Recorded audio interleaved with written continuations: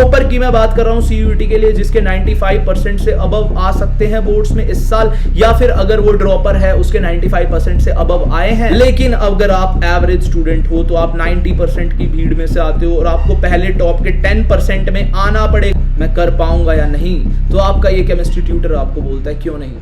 क्या हाल है बालकों के, चलो पढ़ते हैं केमिस्ट्री।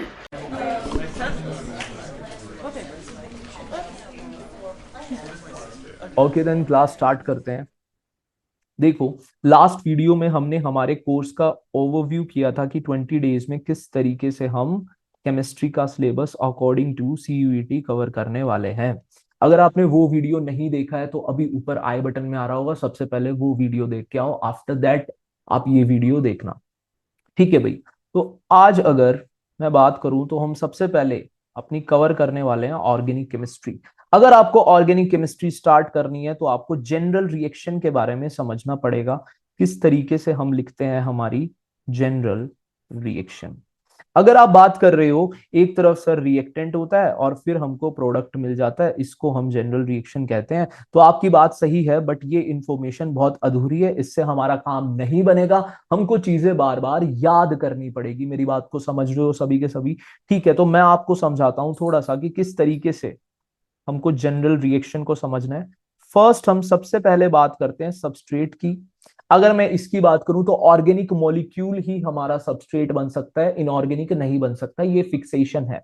इसके बाद अगर मैं बात करूं तो हम बात करेंगे अटैकिंग रिएजेंट की। अगर अटैकिंग रिएजेंट की बात करूं, यहां पे कोई भी फिक्सेशन नहीं है, आपका मन करे इनऑर्गेनिक, आपका मन करे ऑर्गेनिक, दोनों ही मॉलिक्यूल्स यहां पे वेलकम है, दोनों ही मॉलिक्यूल्स अटैकिंग रिएजेंट हमारे बन सकते हैं। इसके बाद बात करूं, इन दोनों को अगर आपस में मिक्स होना है तो इनको एक मीडियम चाहिए। वो वाला मीडियम प्रोवाइड कराता है कौन? सोलवेंट। बात समझ में आई? सॉल्वेंट की यहां से तुम डेफिनेशन भी सीख सकते हो, जो मीडियम प्रोवाइड कराए। क्या चीज? मीडियम प्रोवाइड कराए किसको? अटैकिंग रिएजेंट और सबस्ट्रेट को। फॉर एग्जांपल, आपने एग्जांपल लिया सॉल्ट प्लस शुगर, ये दोनों आपस में मिक्स नहीं होंगे, लेकिन अगर मैं इसमें solvent as a water mix कर दूं तो ये दोनों मिक्स हो सकते हैं, एक फेज हमको मिल जाएगा। आप सोल्ट और शुगर को डिस्टिंग्विश नहीं कर सकते जब एक सॉल्यूशन बन जाएगा इनका। जब आप नींबू पानी बनाते हो तो ये सॉल्यूशन मेक करते हो और इसके अंदर कोई भी चीज डिस्टिंग्विश नहीं होती, सिंगल फेज होता है, मतलब ये दोनों आपस में मिक्स हो गए। लेकिन सॉल्वेंट से पहले ये मिक्स हो रहे थे क्या? नहीं हो रहे थे, तो आप शायद से सॉल्वेंट का वर्क भी यहां पे समझ गए हो। अगर मैं अटैकिंग रिएजेंट की फर्दर बात करूं तो हमारी दो टाइप के अटैकिंग रिएजेंट होंगे। First is electrophile, second is nucleophile. इतनी बात समझ गए? बहुत आसान था। इसके बाद अगर मैं बात करूं, हमारी रिएक्शन के पास दो रास्ते होते हैं, या तो वो मूव कर सकती है ट्रांजिशन स्टेट के रास्ते, या वो मूव कर सकती है किसके साथ? किसके रास्ते? रिएक्टिव इंटरमीडिएट के। अब यार, रिएक्टिव इंटरमीडिएट का मतलब क्या होता है? ध्यान से समझो, आपके सिलेबस में 3 रिएक्टिव इंटरमीडिएट है, या तो कार्बोकटायन, कार्बो अनायन और कार्ब फ्री रेडिकल। अगर मैं बात करूं कितने इलेक्ट्रॉन स्पीशीज हैं ये तीनों, तो आप लिख सकते हो थोड़ी सी इंफॉर्मेशन। अगर पॉजिटिव चार्ज होगा तो 6 इलेक्ट्रॉन स्पीशीज होंगी। अगर मेरे पास कार्बन के ऊपर नेगेटिव चार्ज है तो 1 इलेक्ट्रॉन स्पीशीज। अगर कार्बन के ऊपर रेडिकल चार्ज है तो मेरी 7 इलेक्ट्रॉन स्पीशीज। अगर मेरे 8 इलेक्ट्रॉन हो गए हैं तभी मैं उसको बोलता हूं इलेक्ट्रॉन रिच, नहीं तो इलेक्ट्रॉन डेफिशिएंट।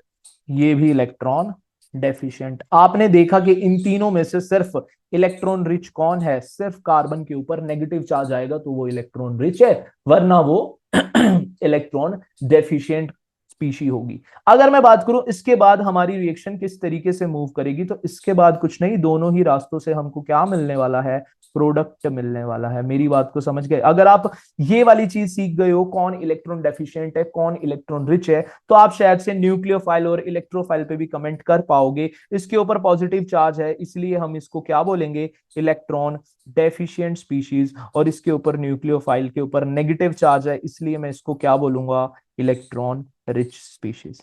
मैंने अब ये आपको जनरल रिएक्शन क्यों समझाई है, समझने की कोशिश करो, आगे जाके समझते हैं। नेक्स्ट स्लाइड पे अब हम मूव करते हैं। देखो, कभी भी रिएक्शन हो रही है ए और बी के अंदर, और वो कुछ प्रोडक्ट बना रहे हैं ए बी, ठीक है। तो एक को अगर ये हमको पता है इलेक्ट्रॉन रिच है, तो इसको इलेक्ट्रॉन डेफिशिएंट होना पड़ेगा, तभी इनके बीच में बॉन्ड फॉर्मेशन होगी। क्या आपको बात समझ में आई? बात समझ में आई? अगर इतनी सी चीज आपको समझ में आ गई है तो आप मैकेनिज्म करने में बिल्कुल भी प्रॉब्लम नहीं होगी, याद करने में इजी होगा। जो अभी तक आपको कंफ्यूजन रही है ऑर्गेनिक में, वो कंफ्यूजन नहीं रहेगी। ठीक है भाई, तो हमने अभी बेसिक समझ लिया अपना। अब बेसिक अगर हमने समझ लिया है तो अपनी स्लाइड्स पे आते हैं। देखो किस तरीके से हमारा according to our exam haloalkane और हेलो अरीन का कितना सिलेबस हमको कवर करना है, कितना नहीं करना, प्लीज समझते हैं। अगर मैं हेलो एल्केन की बात करूं तो नॉमेनक्लेचर आपको आनी चाहिए, मतलब आर एक्स को लेके आपको नॉमेनक्लेचर आनी चाहिए। हेलो अरीन्स की कोई भी नॉमेनक्लेचर मेंशन नहीं है, तो डायरेक्टली कोई क्वेश्चन आने भी नहीं वाला। सिलेबस को समझना स्ट्रेटेजी का नंबर 1 पॉइंट है। सिलेबस के अकॉर्डिंग ऐसा ना हो कि आप अंधाधुन पढ़ते जा रहे हो और आपको समझ ही ना आए, जो सिलेबस में था वो तो हमने किया नहीं, और जो सिलेबस में नहीं भी था वो भी सारा कर लिया। तो सिलेबस के अकॉर्डिंगली प्लीज आपको चलना है, दिन कम है हमारे पास।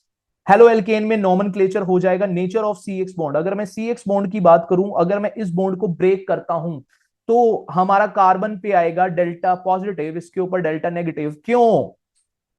क्योंकि एक्स हमारा मोर इलेक्ट्रोनेगेटिव है, हेलोजन, तो इस बॉन्ड को हम कह सकते हैं पोलर। मेरी बात को समझ गए? पोलर। बस इतनी चीज समझना काफी है, आगे जाके पूरी चीज समझ में आ जाएगी। इसकी फिजिकल प्रॉपर्टी देखेंगे हम, केमिकल प्रॉपर्टी देखेंगे, मैकेनिज्म देखना है हमको सब्स्टिट्यूशन रिएक्शन का। प्लीज, आपके आपके सिलेबस में मैकेनिज्म किसका है? सिर्फ सब्स्टिट्यूशन रिएक्शन का। वो बात कर रहा है SN1 एंड SN2 के मैकेनिज्म की। इसके मैकेनिज्म के अंदर से आपके डायरेक्ट क्वेश्चन हो सकते हैं, तो प्लीज इसके मैकेनिज्म को ध्यान से समझना है। मेरी बात समझ में आ गई? अगर मैकेनिज्म समझ गए तो ऑप्टिकल रोटेशन खुद ही कर लोगे। SN1 के अंदर अगर मैं बात करता हूं रिएक्टेंट की, तो वो आर दिखा रहा है, तो प्रोडक्ट क्या दिखाएगा, आर या एस? ये हमें एब्सोल्यूट कॉन्फ़िगरेशंस इनकी आनी चाहिए। ये आंसर आप कर पाओगे अगर आपको मैकेनिज्म अच्छे से आता है तो। ठीक है भाई, हेलो अरीन की बात करूं तो nature of C X bond same, वही चीज देखने वाले हैं कि यहाँ पे पोलैरिटी पे क्या फर्क पड़ने वाला है। जब हमारा आर ग्रुप था एक्स के साथ, तो क्या उसका बिहेवियर था।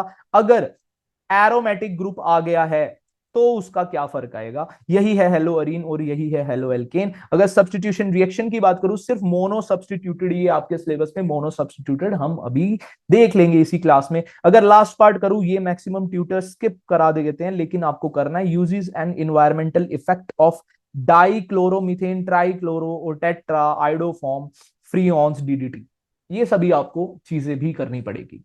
ओके भाई, स्टार्ट करते हैं अपनी क्लास फिर। ठीक है भाई, आ गए हम फर्स्ट स्लाइड पे। देखो, हेलो एल्कीन और हेलो अरीन भी मैं तीन ही पार्ट में कराऊंगा। फर्स्ट पार्ट में हम देखेंगे मेथड ऑफ प्रिपरेशन, सेकंड पे केमिकल प्रॉपर्टीज, थर्ड पे फिजिकल प्रॉपर्टी। इन सब चीजों को समझने से पहले हमको समझना पड़ेगा इसका नाम क्या है। ये नाम में,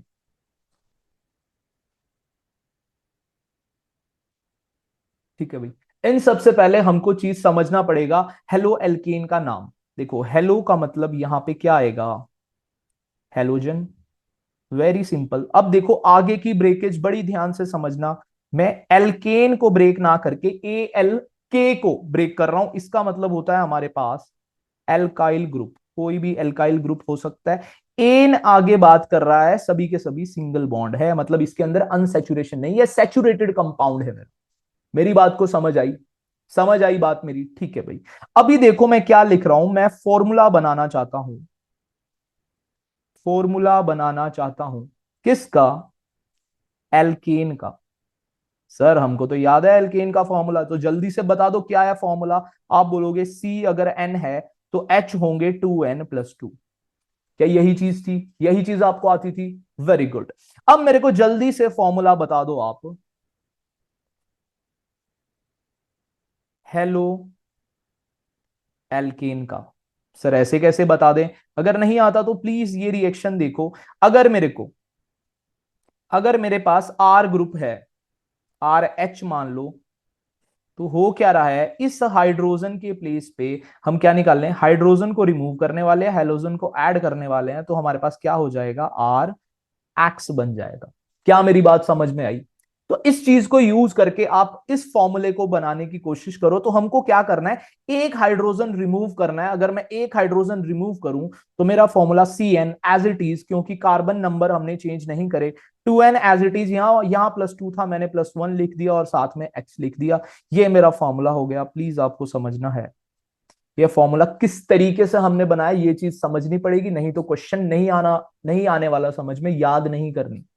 ठीक है भाई, आपको हेलो एल्केन का मतलब समझ में आ गया। एक हाइड्रोजन जो हमारा एल्केन है, उसके एक हाइड्रोजन के प्लेस पे अगर मैं एक हेलोजन ग्रुप लगा दूं तो उसको हेलो एल्केन बोलेंगे। बात समझ में आ गई? ठीक है भाई, तो बात करते हैं मेथड ऑफ प्रिपरेशन की। अभी देखो, जो हमारी जनरल से जनरल रिएक्शन थी वो चीज समझने की बारी आ गई है। देखो, एक तो होता है हमारे पास रिएक्टेंट, एक होता है मेरे पास प्रोडक्ट। अगली लाइन में भी मैं सेम ही लिख रहा हूं, रिएक्टेंट प्रोडक्ट। समझने वाली बात क्या है, हम एक मैपिंग करने वाले हैं। मेथड ऑफ प्रिपरेशन में मतलब की क्या है, मेथड ऑफ प्रिपरेशन किसकी है, हेलो एल्केन की, मतलब हमको प्रोडक्ट साइड हेलो एल्केन चाहिए। क्या आपको मेरी बात समझ में आई? ये प्रोडक्ट फिक्स है, प्रोडक्ट हमारा हेलो एल्केन ही होगा। लेकिन अगर मैं केमिकल प्रॉपर्टीज की बात करता हूं, केमिकल प्रॉपर्टीज की जब बात करूंगा, देखो प्रोडक्ट तो हमने बना लिया मेथड ऑफ प्रिपरेशन में। जब मैं बात करूंगा केमिकल प्रॉपर्टीज की, तब रिएक्टेंट फिक्स है, हेलो एल्केन है। अब इसके अंदर कोई रिएजेंट डाल रहे हो, बात समझ में आई? तो इसके जो फर्स्ट पॉइंट है उसमें हमको किससे स्टार्ट करना है समझना, रिएक्टेंट से, कि मेरा रिएक्टेंट कौन कौन होंगे जिनसे मैं हेलो एल्कीन बना सकूं। तो उसके लिए रिएजेंट कौन से होंगे। तो दो चीज हमेशा आपको ध्यान करनी है, अपना सबस्ट्रेट क्या है और रिएजेंट क्या है, रिएक्शन तो हो ही जाएगी। दो चीज क्या क्या, रिएक्टेंट क्या है और अपना अटैकिंग रिएजेंट कौन है। देखो मेरी बात को समझो, रिएजेंट भी समझना पड़ेगा आपको और सबस्ट्रेट भी। ठीक है, दो पॉइंट है, बस इन्हीं को ध्यान में रखना है, चीजें हो जाएंगी सॉल्व। ठीक है भाई, लास्ट आएगा हमारे पास फिजिकल प्रॉपर्टी। अगर मैं फिजिकल प्रॉपर्टी की बात करूं तो इसके अंदर कौन कौन से पॉइंट आएंगे, मेल्टिंग पॉइंट के ऊपर कमेंट कर सकता है, बॉइलिंग पॉइंट के ऊपर कमेंट करवा सकता है। इसके बाद मैं बात करूं सॉल्युबिलिटी के ऊपर भी क्वेश्चन कर सकता है। इतनी चीज समझ में आई या नहीं? ओवरव्यू समझ में आया हेलो एल्केन का? अगेन देखो, ओवरव्यू करना इंपॉर्टेंट है, आपको समझ में होना चाहिए कि कितनी चीज किस तरीके से समझनी है। तो स्टार्ट करते हैं अपनी अगली चीज, स्टार्ट कर लेते हैं मेथड ऑफ प्रिपरेशन से, हेलो एल्केन की।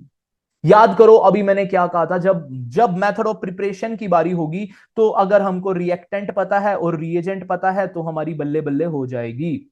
देखो, रिएक्टेंट हमको बता दिया है हाइड्रोकार्बन, सबसे पहले हम हाइड्रोकार्बन से करने वाले हैं। अभी आपने एक रिएक्शन सीखी थी हाइड्रोकार्बन के लिए, क्या रिएक्शन थी वो? कुछ ऐसी थी, हाइड्रोजन के प्लेस पे क्या आ जाता था, हेलोजन आ जाता था। सर ऐसा कुछ हमने सीखा था, लेकिन ये एल्केन के लिए थी। एल्केन हमारा कैसा होता है, सैचुरेटेड कंपाउंड होता है। तो जल्दी से हम सैचुरेटेड कंपाउंड के लिए इक्वेशन लिखने की कोशिश करते हैं। देखो, CH4 है, मैंने कौन सा लिया है, हाइड्रोकार्बन है, सैचुरेटेड है, एल्केन है, फर्स्ट है। बात समझ में आई? अगर मैं रिएजेंट की बात करता हूं, मैंने रिएजेंट लिया Cl2 in the presence of sunlight. अब आपको क्या क्या इंफॉर्मेशन याद करनी है, देखो रिएजेंट भी मैंने लिख दिया, सबस्ट्रेट भी मैंने लिख दिया। इसके बाद आपको एच न्यू पे फोकस करना है। इसका मतलब होता है सनलाइट, और सनलाइट में जितनी भी रिएक्शन होती है वो कौन सा रिएक्शन मैकेनिज्म फॉलो करती है, फ्री रेडिकल वाला मैकेनिज्म फॉलो अप करती है। ये क्वेश्चन आ सकता है, इसका मैकेनिज्म नहीं आएगा लेकिन आपसे पूछ सकते हैं सनलाइट की प्रेजेंस में कौन सा रिएक्शन मैकेनिज्म फॉलो अप होता है, तो आपको याद करना है फ्री रेडिकल मैकेनिज्म फॉलो करना है। अब देखो यार, अब देखते हैं प्रोडक्ट। प्रोडक्ट में आपने सीखा हुआ है एक हाइड्रोजन की जगह पे एक हेलो ग्रुप आ सकता है। अगेन अगर इसमें अगेन रिएक्शन हो तो मेरे को कुछ ऐसा भी मिलने के चांसेस है कि दो हाइड्रोजन की जगह पे हेलो ग्रुप आ जाए। अब देखो यहां पे मैंने Cl लिया, आप Cl भी लिख सकते हो, X भी लिख सकते हो, कोई बात नहीं। लेकिन अगर आपको Cl वहां पे दिया है तो आपको Cl लिखना ही ज्यादा प्रॉफिटेबल है हमारे लिए।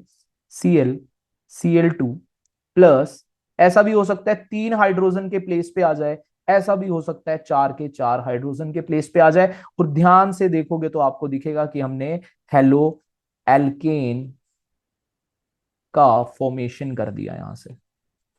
यही होती है मेथड ऑफ प्रिपरेशन। कहां से कर सकते हैं, हमने कहां से स्टार्ट करी अपनी रिएक्शन, हाइड्रोकार्बन से रिएजेंट आया और हमने रिएक्शन के प्रोडक्ट्स बना दिए। इतने सारे प्रोडक्ट्स हो सकते हैं, हमको नहीं पता कौन सा कितना परसेंट आएगा। अगर बात करते हैं उसके लिए बहुत सारी चीजें आगे डिपेंडेंट होंगी। हम अभी आगे जाके क्वेश्चंस करेंगे तो समझ में आ जाएगा किस तरीके से। जितनी चीज अभी सिखा रहा हूं इतनी चीज अभी सीख लो। ओके देन, आगे चलते हैं भाई। देखो अनसैचुरेटेड की अगर मैं बात करता हूं, अगर मैं अनसैचुरेटेड की बात करूं, देखो हम थोड़ा सा स्पेस बना लेते हैं जिससे कि मिक्सअप ना हो हमारी थ्योरी। ओके देन, बहुत स्पेस है। अगर मैं अनसैचुरेटेड की बात करता हूं तो यहां पे एल्केन तो हो गया, एल्कीन हो सकता है या फिर एल्काइन हो सकता है। एल्कीन से स्टार्ट करते हैं, समझना। देखो अगर एल्कीन आए हमारे पास CH2 डबल बॉन्ड CH2 और हमको रिएजेंट दे रखा है इसने HX, तो देखो रिएक्शन को किस तरीके से देखना है वो पॉइंट सिखाने जा रहा हूं, ध्यान से समझना। हाइड्रोजन होगा पॉजिटिव पार्ट, हैलोजन होगा नेगेटिव पार्ट, इतनी चीज आपको पता है। अगर मैं इस बॉन्ड को ब्रेक करूं पाई बॉन्ड को, तो एक तरफ लगाना पड़ेगा पॉजिटिव, एक तरफ लगाना पड़ेगा नेगेटिव। तो अगर ये ब्रेकेज करनी है, दोनों साइड CH2 है, कहीं भी कुछ भी लगा दो कोई भी दिक्कत नहीं पड़ने वाली। मेरी बात समझ रहे हो? Very good. तो मैंने यहां पे पॉजिटिव लगा दिया, यहां पे नेगेटिव लगा दिया। आपको बस एक स्टेप दूर हो आप रिएक्शन के, और रिएक्शन आपके हाथ में। आप पॉजिटिव वाले को नेगेटिव से मिला दो, नेगेटिव वाले को पॉजिटिव से मिला दो, आपका कंपाउंड तैयार। क्या बन जाएगा भाई? CH2। देखो अब रह गया है सिंगल बॉन्ड CH2, क्योंकि हमने डबल बॉन्ड ब्रेक कर दिया। अगर इस तरफ मैं बात करूं तो हाइड्रोजन को लगाया था, इस तरफ मैं बात करूं हेलोजन को लगाया था। बड़ा सिंपल सा था। एग्जाम्पल समझ में आया? अब देखो अगला एग्जाम्पल समझने की कोशिश करते हैं। अगर मेरे पास नेक्स्ट एग्जाम्पल की मैं बात करूं, CH3 single bond CH double bond CH2, और हमको अगेन HX दिया है। अब किस तरीके से आप आगे जाके रिएक्शन करोगे? अगेन वो ही चीज करनी है, ज्यादा चीज अलग नहीं है। इसके ऊपर लगाया पॉजिटिव, इसके ऊपर लगाया नेगेटिव। सर लेकिन ब्रेकेज के बाद कहां पे अटैक करना है ये हमको कैसे पता, कहां पे पॉजिटिव लगाना है कहां पे नेगेटिव? अगर इतनी चीज भी आपको पता है, पॉजिटिव या तो यहां आ सकता है या यहां आ सकता है, ये बनेगा 2 डिग्री, ये बनेगा 1 डिग्री, यहां ज्यादा स्टेबल है तो भी काम बन जाएगा। या फिर एक रूल है हमारे पास मार्कोनिकॉव प्रिंसिपल, जिसके पास लेस नंबर ऑफ हाइड्रोजन है उस कार्बन पे मेरा नेगेटिव पार्ट अटैच होगा। या तो आप ऐसे कर लो या मैं आपको समझा रहा हूं वैसे कर लो। देखो इसको ब्रेक किया, यहां पे मेरा पॉजिटिव ज्यादा स्टेबल, यहां नेगेटिव ज्यादा स्टेबल। या फिर मार्कोनी कर लो यूज, एक्स वाला वहां जाएगा जहां पे less number of hydrogen atom होंगे, और हाइड्रोजन दूसरे वाले पे जाएगा क्योंकि कोई और ऑप्शन भी नहीं है उसके पास। तो मेरे पास क्या बन जाएगा भाई? CH3 सिंगल बॉन्ड CH, यहां आएगा सिंगल बॉन्ड CH2, यहां पे कौन लग गया? X ग्रुप, यहां कौन लग गया? H group. सिंपल सी रिएक्शन थी, समझ में आई? बहुत बहुत अच्छे से समझ में आई होगी। अब कुछ एग्जांपल्स करते हैं, चीजें सीखने की और ज्यादा कोशिश करते हैं। अभी देखो मैं अभी बात कर रहा था HX की टर्म में, अभी मैं HX की टर्म में ना होकर के एग्जांपल्स लिख रहा हूं। प्लीज ट्राई करने की कोशिश करना सभी के सभी लोग।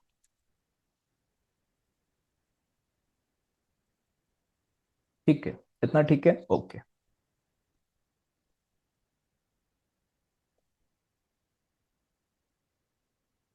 देखो सबस्ट्रेट सेम ही रहेगा इसलिए मैं कॉपी कर रहा हूं।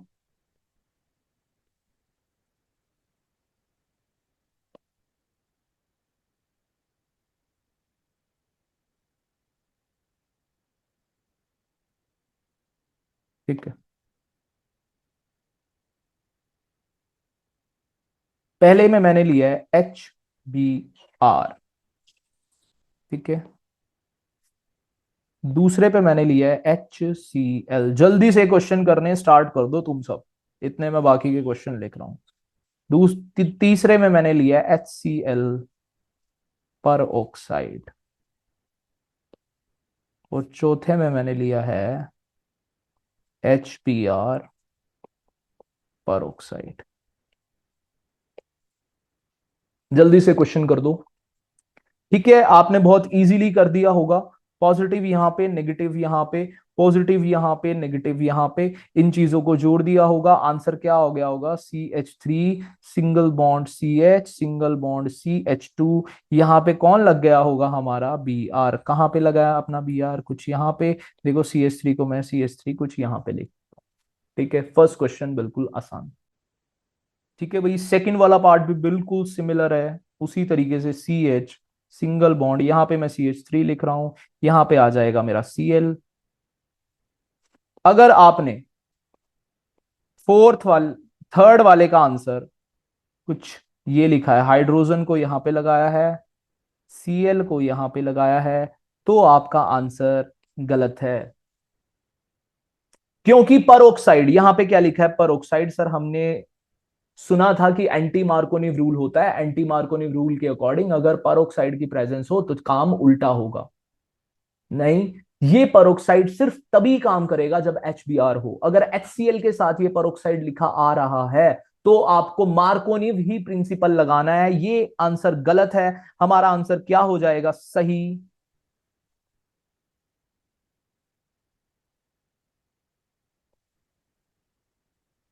ये मेरा करेक्ट आंसर होगा। कभी भी ध्यान रखनी है बात आपको प्लीज, HBr के साथ ही परोक्साइड काम करेगा, एंटी मार्कोनिव लगेगा। अगर आप दो चीजें चेक करने की होगी, HBr है, परोक्साइड है, तभी एंटी मार्कोनिव लगाओ। कोई एक चीज देख के एंटी मार्कोनिव नहीं लगाना। बात समझ समझ में आई सब लोगों को? प्लीज ये चीज ध्यान में रखना। और यहां पे हम सिंपली एंटी मार्कोनिव रूल अप्लाई कर देंगे। CH, यहां पे आएगा हाइड्रोजन, CH2, और यहां पे क्या आ जाएगा? Br। अगर हम ध्यान से देखें, सिर्फ मैंने एंटी मार्कोनिव किस में अप्लाई किया है? लास्ट वाले में, और किसी में अप्लाई नहीं किया। बात समझ में आ गई? कोई भी डाउट आपको नहीं होना चाहिए। ओके देन, अगली स्लाइड पे चलते हैं। देखो भाई, आगे हम क्या चीज सीखने वाले हैं। अभी तक हमने चीज सीखी कि कैसे हम हाइड्रोकार्बन से अपने हेलो एल्केन्स बना सकते हैं डबल बॉन्ड से। अगर मैं ट्रिपल बॉन्ड का भी एग्जांपल लूं, चलो एक और एग्जांपल ले लेते हैं फॉर अ ट्रिपल बॉन्ड। अगर ट्रिपल बॉन्ड का एग्जांपल लिया, CH triple bond CH gives, यहाँ पे मान लो दिया है HBr। तो आपको किस तरीके से करना है? सेम ही तरीका, यहाँ पे आएगा पॉजिटिव, यहाँ आएगा नेगेटिव। इसका एक बॉन्ड ब्रेक करा, कहीं भी पॉजिटिव लगा दो, कहीं भी नेगेटिव लगा दो, कोई भी फर्क नहीं पड़ेगा। हमारे पास क्या आ जाएगा? CH डबल बॉन्ड, एक बॉन्ड हमने ब्रेक करा है, एक ही बॉन्ड ब्रेक करना है। ऐसा नहीं यहाँ पे तुम दोनों बॉन्ड ब्रेक कर दो, उधर तुमने एक ही बॉन्ड ब्रेक करा है, ऐसा नहीं करना। अगर यहाँ पे देखूं पॉजिटिव चार्ज था तो नेगेटिव वाला इधर आ गया, यहाँ पे नेगेटिव चार्ज था तो पॉजिटिव वाला इधर आ गया, प्रोडक्ट डन। इसके बाद भी ये रिएक्शन कर सकता है, लेकिन आपके सिलेबस में नहीं है। आपको सोचने की भी जरूरत नहीं है, इतना काम अगर आता है तो काम बन जाएगा, फुल मार्क्स आ जाएंगे। ठीक है भाई, सारे अनसैचुरेशन से भी हो गया, सैचुरेशन से भी हो गया, सारे के सारे हाइड्रोकार्बन से हमने सीख लिया कैसे हम मेक करते हैं। लेकिन एक ही चीज आपको ध्यान में रखनी है, जब हम बात करेंगे सैचुरेटेड हाइड्रोकार्बन की और जब हम बात करेंगे अनसैचुरेटेड हाइड्रोकार्बन की, तो इनके रिएजेंट देखो। सबस्ट्रेट आपको याद हो गए, एल्कीन है, एल्काइन है और एल्केन है। बहुत सिंपल है। अगर मैं बात करूं तो इसके अंदर आएगा एल्केन, इसके अंदर आ जाएगा एल्कीन, इसके अंदर आ जाएगा एल्काइन। और दूसरी बात करूं रिएजेंट की, तो रिएजेंट ही समझने की चीज है। इसके अंदर मैंने डाला था X2 in the presence of sunlight, और इसके अंदर हमने डाला है HX या फिर HX इन परोक्साइड। ये चीज हमने सीखी है। देखो समझ में आई इतनी चीज? बहुत बढ़िया। अब इसके बाद भाई दूसरी चीज है हमारी, हाइड्रोकार्बन के बाद अल्कोहल। सेकंड चीज क्या है हमारी? अल्कोहल। अल्कोहल से सीखने वाले हैं। अब अगेन वो ही चीज करनी है हमको, पॉजिटिव नेगेटिव दैट्स इट, इससे ज्यादा कुछ भी नहीं। यहां पॉजिटिव लगाया, यहां नेगेटिव। आपको पता है OH वाला नेगेटिव पार्ट होगा, R वाला पॉजिटिव। यहां पे हम सिर्फ आयंस एक्सचेंज करेंगे, एसिड बेस रिएक्शन होगी, वाटर रिलीज होगा और हमको क्या मिल जाएगा? RX मिल जाएगा बड़ी आसानी से। वही चीज करी है, जहां पे पॉजिटिव है वहां नेगेटिव वाले का अटैक कर दो। इस पे पॉजिटिव था, इस पे नेगेटिव वाला अटैक करा, तो क्या बन गया? R और X, RX। बहुत सिंपल है, इससे ज्यादा कोई भी चीज नहीं। साइड में कौन निकल जाएगा? वाटर। अगर इसके नेक्स्ट क्वेश्चन में बात करूं, ClCl दिया है सर, इतनी चीज तो हमने रट्टा मार रखी है। यहाँ पे क्या आ जाएगा, RCl आ जाएगा, और अगले में भी RCl ही आ जाएगा। लेकिन अगर साइड प्रोडक्ट के ऊपर पूछने लग गए तो बात बिगड़ जाएगी। तो थोड़ा सा सीखते हैं किस तरीके से आएगी चीज। देखो यहाँ पे मैंने लिखा ROH। फर्स्ट एग्जांपल ले लेते हैं PCl5 का। देखो मैं PCl5 को PCl3 और 2Cl को कुछ इस तरीके से लिख सकता हूं। अगर मैं ब्रेकेज दूं तो एक ब्रेकेज दी मैंने कुछ यहां से, एक ब्रेकेज दी मैंने कुछ यहां से देखोगे तो हमें RX मिल गया है अपना RCl डिजायर्ड प्रोडक्ट। सेकंड में निकला है हमारे पास POCl3 और यहाँ पे निकला है हमारे पास HCl। देखो भाई साइड प्रोडक्ट हमको मिल चुके हैं, तो यहाँ पे लिख देता हूं POCl3 प्लस में क्या निकला, HCl। एक और क्वेश्चन यहां से बन सकता है, POCl3 के अंदर P का ऑक्सीडेशन नंबर क्या है, तो ये तुम्हारा होमवर्क है, या फिर नहीं आता तो इंटरनेट पे सर्च करो। अगर वो नहीं आती, फिगर नहीं आता बनाना, तो मैं बता देता हूं, P डबल बॉन्ड O। अगर इसका मैं ऑक्सीडेशन नंबर आपसे पूछूं तो कितना है, ये बताना। कि नेक्स्ट क्लास में हम देखेंगे कि कितना है, पूरी चीज मैं समझा दूंगा। जो भी होमवर्क मिलेगा नेक्स्ट क्लास स्टार्ट होने से पहले मैं होमवर्क के बारे में डिस्कस करूंगा। ठीक है, बात समझ में आ गई। सेकंड वाला अगर मैं बात करूं, हो गया हमारा। थर्ड वाला कौन है भाई, SOCl2 है। SOCl2 को मैं कुछ इस तरीके से लिख रहा हूं, देखो बहुत आसान है, बहुत आसान है, इतनी आसान है पूरी की पूरी केमिस्ट्री। यहां से मिल गया हमें RCl, यहां से मिल गया हमें SO2, यहां से मिल गया HCl। RCl हमने पहले से लिखा हुआ था, तो SO2 और HCl हमने लिख लिए। देखो साइड प्रोडक्ट भी बड़े इजीली हमको पता चल गए। तो फ्रॉम एल्कोहल हमारी तीन रिएक्शन है। अभी इसमें PX3 भी कई बार दे देता है, PCl3 है ना, कई बार हमको रेड फोस्फोरस प्लस X2 भी दे देता है, तो सारे एक ही काम कराएंगे। यहाँ पे लिख भी देता हूं मैं, कई बार हमको दे देता है रेड फोस्फोरस प्लस X2, ये भी क्या कराएगा, OH के प्लेस को X से रिप्लेस कर देगा। अगर आपके पास दिया है PX3, तो ये भी यही यही काम कराएगा, क्या, OH को X से रिप्लेस कर देगा।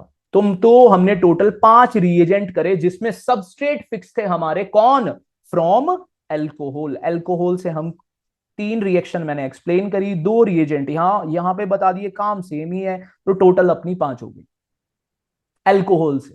रिएजेंट आपको याद करने हैं, कौन कौन होंगे और किस तरीके से ये वर्क कर रहे हैं, ये चीज हमने एक्सप्लेन कर ली। थर्ड आ गया भाई हमारे पास। थर्ड कौन आ गया, फ्रॉम हेलोजन एक्सचेंज। मतलब कि हेलोजन उसके पास पहले से ही लगा हुआ है। ऐसा हो सकता है प्रॉब्लम, प्रॉब्लम क्या हो सकती है, RI हमारे पास लगा हो, हमको क्या लगाना है, RF बनाना है, ऐसा कुछ हो सकता है। फ्लोरीन हमको लगाना हो तो हम क्या यूज करते हैं, मैं तुमको बता देता हूं, HGF डाल देना। अगर हमको कोई और लगाना है, कोई और कौन कौन सा, अगर तुम सोच लो उल्टा काम है, RCl लगा हुआ है और हमको बनाना है RI, तो मेरे को क्या डालना पड़ेगा तो मैं कहता हूं NaI डाल दो। अब सर हमने यहां पे 2 रिएजेंट सीखे, HGF NaI। अब ये आपने नीचे क्या लिखा हुआ है, एक आपने लिखा हुआ फिंकलस्टीन, एक लिखा हुआ है स्वार्ट्स।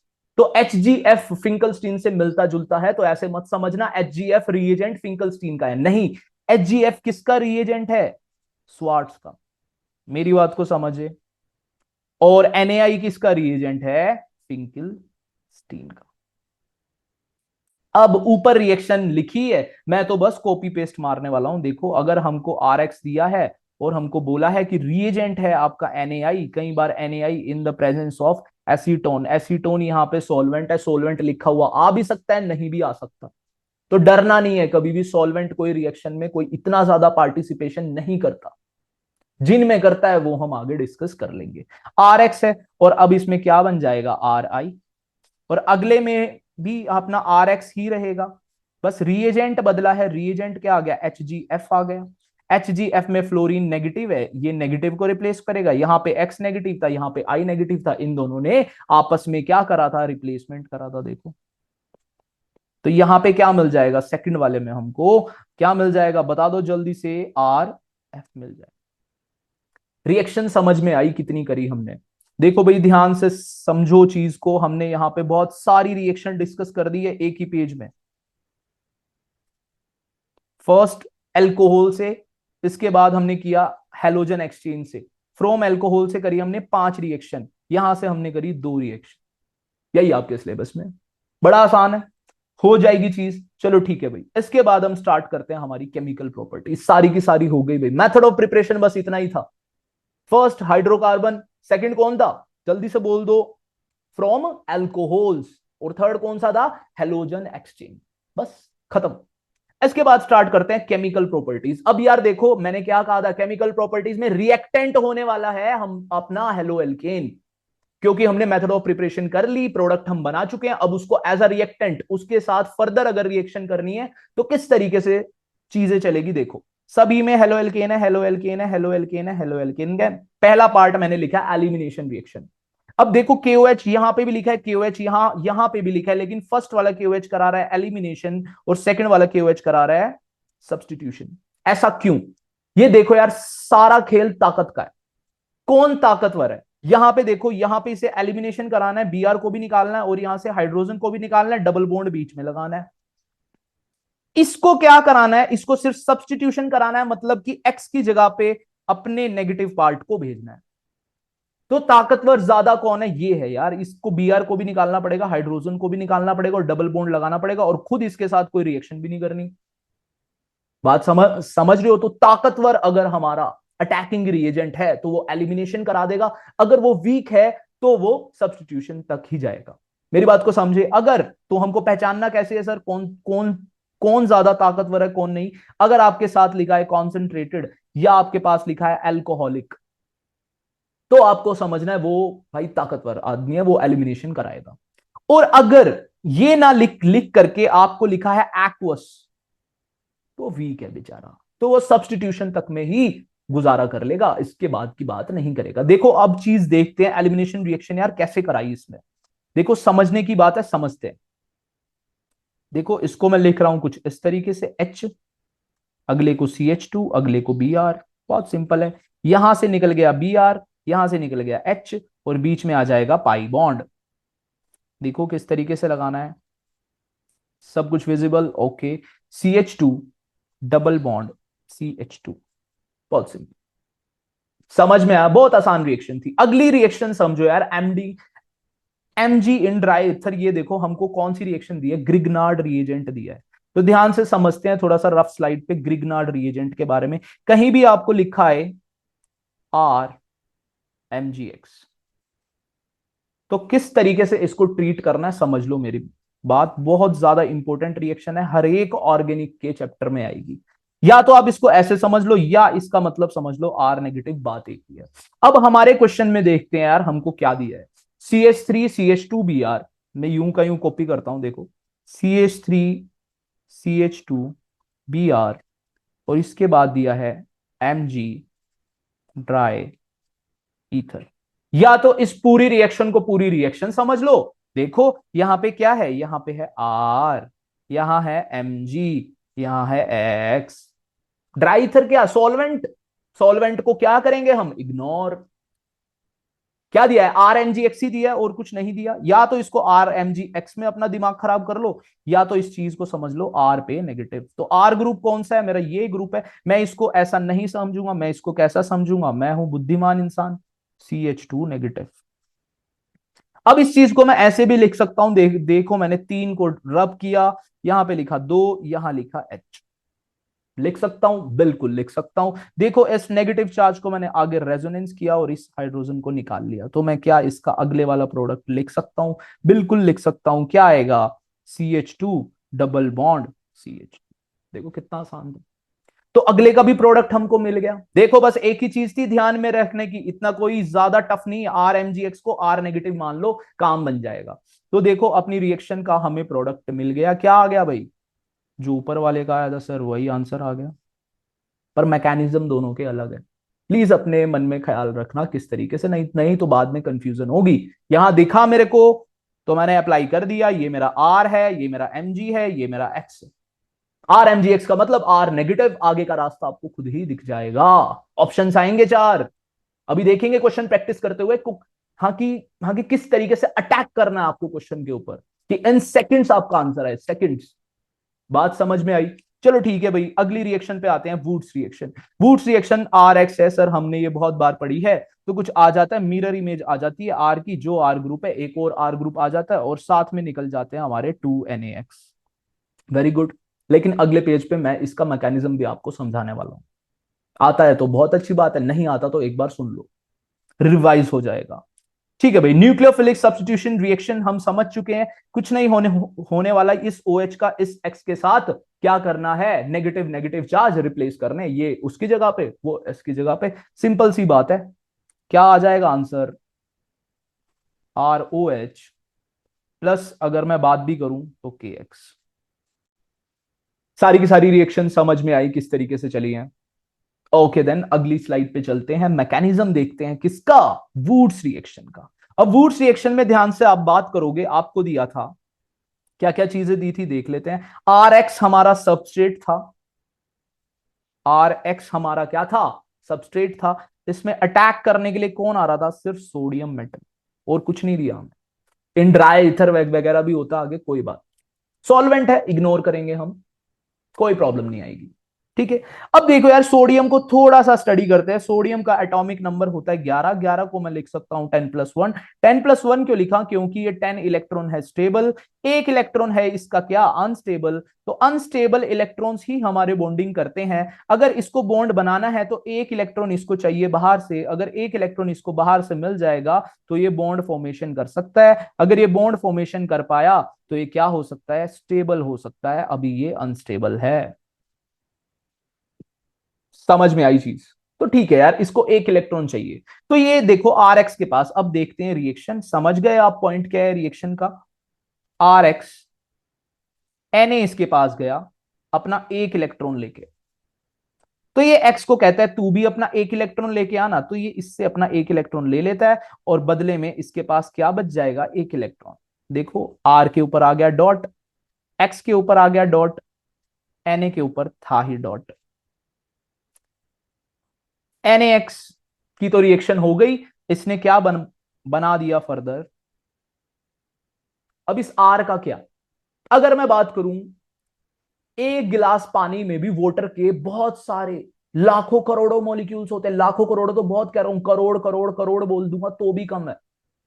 मेरी बात को समझ रहे हो। तो आर के भी और भी इस सॉल्यूशन में मॉलिक्यूल्स होंगे, हाँ या ना।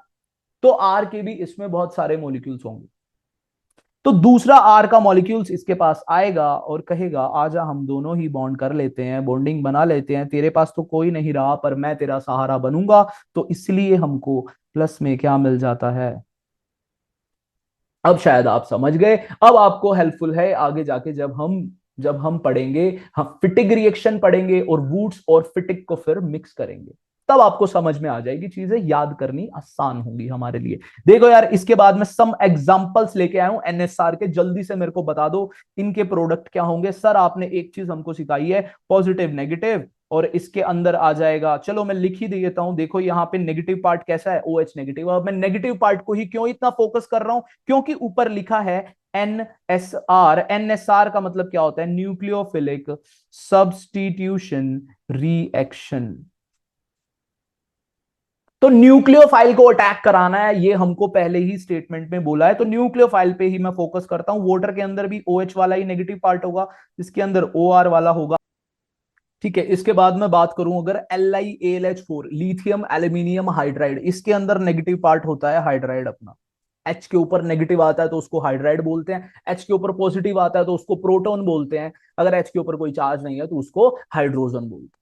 बात समझ में आ गई। अगर अगले की बात करूं, आपको पता है I नेगेटिव, सिंपल सी बात है, अदला बदली करनी है, कर देते हैं जल्दी से।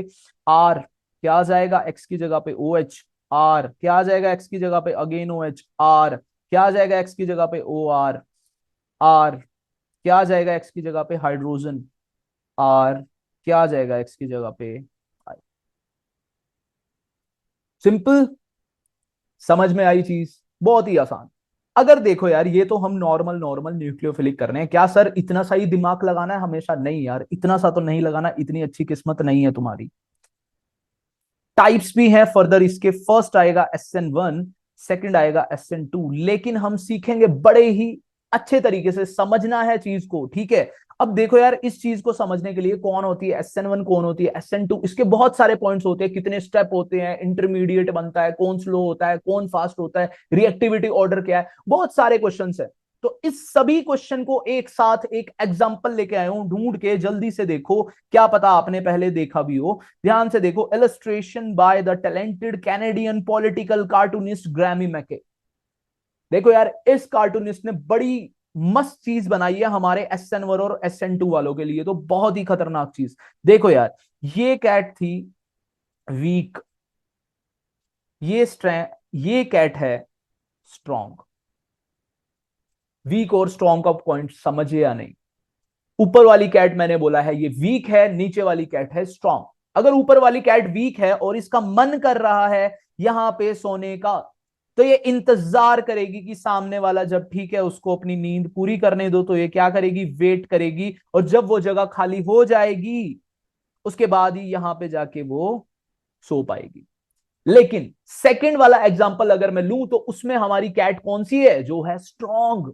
स्ट्रॉन्ग कैट है वो इंतजार नहीं कर सकती, वो सीधा अटैक करेगी, अटैक करके अपनी जगह लेगी और मस्ती से सो जाएगी। अगर मैं स्टेप वाइज बात करूं, ऊपर वाले एग्जांपल में कितने स्टेप है, देखो एक स्टेप यहां पे इंतजार इसको करना पड़ा, इंतजार इसको करना पड़ा, सेकंड इसको जाके फिर बैठना पड़ा, ये आया, देखा, मारा झपट्टा, ये फास्ट हुआ है। तो इतनी चीज तो समझ में आ गई। देखो मैं आगे जाके पॉइंट्स बना रहा हूं, देखो इसके लिए मैं कुछ यहां पे पॉइंट बनाऊंगा, ठीक है, ठीक है। ये देखो क्या क्या पॉइंट हमको समझ में आया। ऊपर वाला स्टेप क्या है, स्लो है, ये क्या है, फास्ट है, ये था वीक, नीचे वाला क्या है, स्ट्रॉन्ग। अगर मैं बात बता दूं, ऊपर वाले में कितने स्टेप है, नंबर ऑफ स्टेप कितने हैं, दो। नीचे वाले में कितने स्टेप है, एक ही स्टेप है, आया, अटैक किया, अपनी जगह ली, इंतजार नहीं किया ना उसने, इंतजार नहीं किया तो उसको स्टेप नहीं कर सकते, आए, खाया, बात समझो।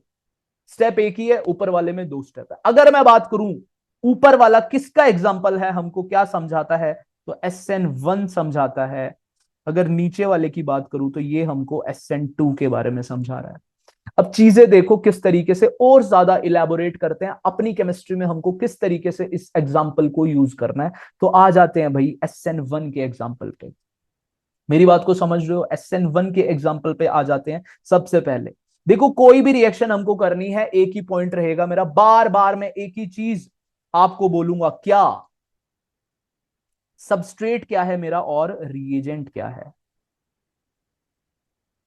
अगर मैं बात करता हूं SN1 के लिए, मैं सबस्ट्रेट लेने वाला हूं 3 डिग्री एल्काइल हलाइड, और मैं रिएजेंट की बात करूं, रिएजेंट में क्या लेने वाला हूं, न्यूक्लियोफाइल। क्योंकि ये न्यूक्लियोफिलिक सब्स्टिट्यूशन है तो न्यूक्लियोफाइल ही लेना पड़ेगा, कोई भी न्यूक्लियोफाइल, मैंने NU माइनस लिख लिया क्योंकि मैं जनरल रिएक्शन एक्सप्लेन करूं। ठीक है भाई, तो सबस्ट्रेट में लिखता हूं, कार्बन है, तीन जगह से वो किससे अटैच है, कोई भी कार्बन की सीरीज मान लो। मैंने एग्जांपल लिख लिया R1, R2, R3, और यहां पे मेरा कोई हेलोजन ग्रुप लगा है तो मैंने RX ले लिया अपना, कौन सा, 3 डिग्री, 3 डिग्री RX लिया है। प्लस में मेरे को अटैकिंग रिएजेंट, अटैक कौन करने आ रहा है, कोई भी न्यूक्लियोफाइल अटैक करने आ रहा है। ये अब इंतजार करेगा, हाँ, कार्बन को हेलोजन की जगह खाली करने में, रिलीज करने में, ये बॉन्ड ब्रेक होना स्टार्ट होगा, और फिर हमको बीच में एक स्टेप और आएगा, R1, R2, R3। जब हमारा CX वाला बॉन्ड ब्रेक हो चुका है, तब हम यहां पे क्या चार्ज लगाएंगे, अगर मैं इस बॉन्ड को ब्रेक करता हूं, इसके ऊपर आएगा नेगेटिव, कार्बन के ऊपर आएगा पॉजिटिव। रीजन क्या है, इलेक्ट्रोनेगेटिविटी डिफरेंस, बहुत ही सिंपल सी चीज है। तो यहां पे आ जाएगा पॉजिटिव चार्ज और मेरा X निकल जाएगा। अब अगर वो निकल चुका है तो मेरा न्यूक्लियोफाइल कहेगा अब हुई ना बात, अब क्योंकि ये वीक है बेचारा, लड़ नहीं सकता था, तो ये फिर से चॉइस करेगा कि मैं आगे वहीं उसी जगह पे जाके सोऊं या फिर मैं उल्टी डायरेक्शन से जाऊं। तो ये अगर A पार्ट है, ये B है। अगर ये पीछे की साइड से अटैक करता है तो मैंने उसको A बोला है। A को हम ड्रॉ करके देख लेते हैं। देखो यहाँ पे कार्बन, यहाँ पे R1 सेम, यहाँ पे R2 सेम, R3 सेम। अगर मैं बात करूं अटैक की, तो उसने किस तरफ से अटैक करा है, पीछे से, तो मेरा न्यूक्लियोफाइल कुछ इस तरीके से अटैच हो गया। अगर मैं बी वाले की बात करूं, बी वाले को अगर मेरे को ड्रॉ करना पड़ेगा, देखो R2, R3, R1, और यहां पे मेरा कौन अटैच हो गया है, न्यूक्लियोफाइल। कि आपको दिखने में अगर प्रॉब्लम हो रही है तो हम थोड़ी जगह बना देते हैं। Okay, visible visible visible.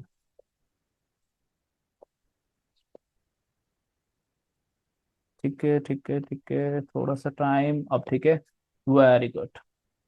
Okay भाई, तो ऐसे ऐसे हमको दो प्रोडक्ट मिले। अगर मैं बात करूं दोनों के दोनों की कितनी परसेंटेज, कौन है मेजर कौन है माइनर, तो ध्यान रखना है SN1 में कोई मेजर माइनर नहीं होता, दोनों ही हमें 50-50% मिलते हैं। अगर मैं बात करूं सेम ही प्लेस पे, सेम सेम प्लेस पे कौन आया, बी वाला आया है, तो बी वाले को हम क्या बोलेंगे, रिटेंशन।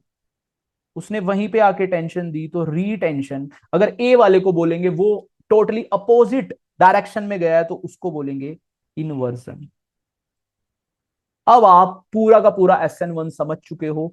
सारा का सारा SN1 समझ में आने के बाद देखो यार, इसका नाम की अगर मैं बात करूं, नाम बड़ा सिंपल है, वन। हमको उल्टा पढ़ना है इसको। वन का मतलब यूनिमोलिकुलर, एन का मतलब न्यूक्लियोफिलिक, एस का मतलब सब्स्टिट्यूशन। बहुत ही सिंपल सा है, ज्यादा कोई टफ नहीं है। ठीक है भाई, यूनिमोलिकुलर सब, यूनिमोलिकुलर न्यूक्लियोफिलिक सब्स्टिट्यूशन रिएक्शन, बहुत ही सिंपल है। अगर नंबर ऑफ स्टेप्स की बात करूं, देखो यार यहां पे आपको इजीली दिख रहा है, एक स्टेप ये है, दूसरा स्टेप ये है। ठीक है, दो स्टेप यहां पे हुए हैं, तो स्टेप नंबर कितने आ जाएंगे, दो स्टेप हुए हैं। अगर मैं रेट लो की बात करूं, तो न्यूक्लियोफाइल इतना स्ट्रॉन्ग नहीं है, तो उस पर डिपेंड भी नहीं करेगा, तो मेरा रेट लो क्या हो जाएगा, रेट कांस्टेंट के RX सबस्ट्रेट पे तो हमेशा ही डिपेंड करेगा। इसकी पावर 1 है, तो यहां से हम एक और चीज निकाल सकते हैं, इसका ऑर्डर क्या होगा, 1 होगा। रेट लो से हम डायरेक्टली ऑर्डर निकाल सकते हैं। ओके, रिएक्टिविटी, अगला क्या है, रिएक्टिव इंटरमीडिएट फॉर्म्ड।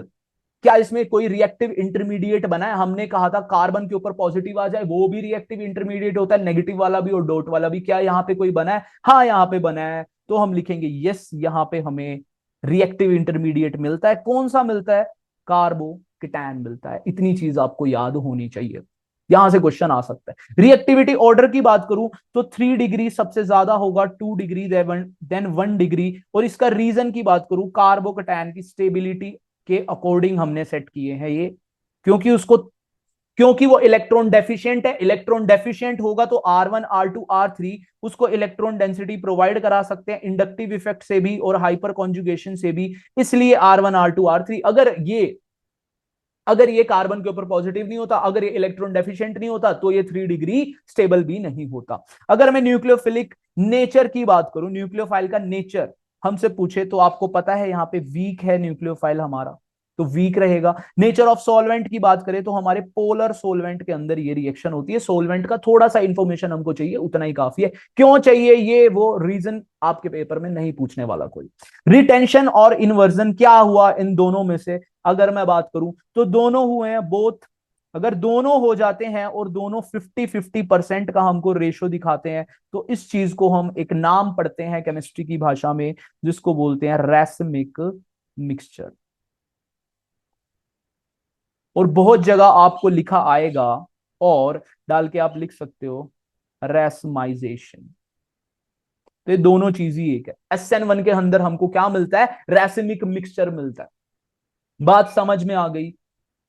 अब देखो SN1 हमने पूरा का पूरा देख देख लिया। इसके बाद हम देखने वाले हैं SN2 को। तो अगेन, क्या हमारा सबस्ट्रेट होगा, क्या हमारा रिएजेंट होगा, थोड़े दिनों में तुमको आदत लग जाएगी और सब याद भी हो जाएगा। मैंने यहां लिया है 1 डिग्री RX, क्यों लिया है आगे जाके समझ में आ जाएगा, जैसे पिछले वाले में 3 डिग्री का समझ में आ गया था। रिएजेंट की बात करूं, रिएजेंट फिक्स है, SN है ना, N तो वही है ना, तो न्यूक्लियोफाइल ही रहेगा। बात समझ में आई, तो ठीक है, मैं सबस्ट्रेट अपना ड्रॉ करना स्टार्ट करता हूं। कार्बन है, एक साइड पे ही कार्बन अटैच है, बाकी दो साइड पे हाइड्रोजन कर रहा हूं, और एक मेरा हेलोजन तो फिक्स था ही, कौन इस पे अटैक करने आने वाला है? न्यूक्लियोफाइल अटैक करने आने वाला है। न्यूक्लियोफाइल क्या इंतजार करेगा? नहीं, वो इंतजार बिल्कुल भी नहीं करेगा, वो इंतजार करने के मूड में नहीं है। तो वो आएगा, देखेगा यहां से तो जगह नहीं है, तो पीछे से अटैक कर देता हूं। पीछे से अटैक करेगा बीच में।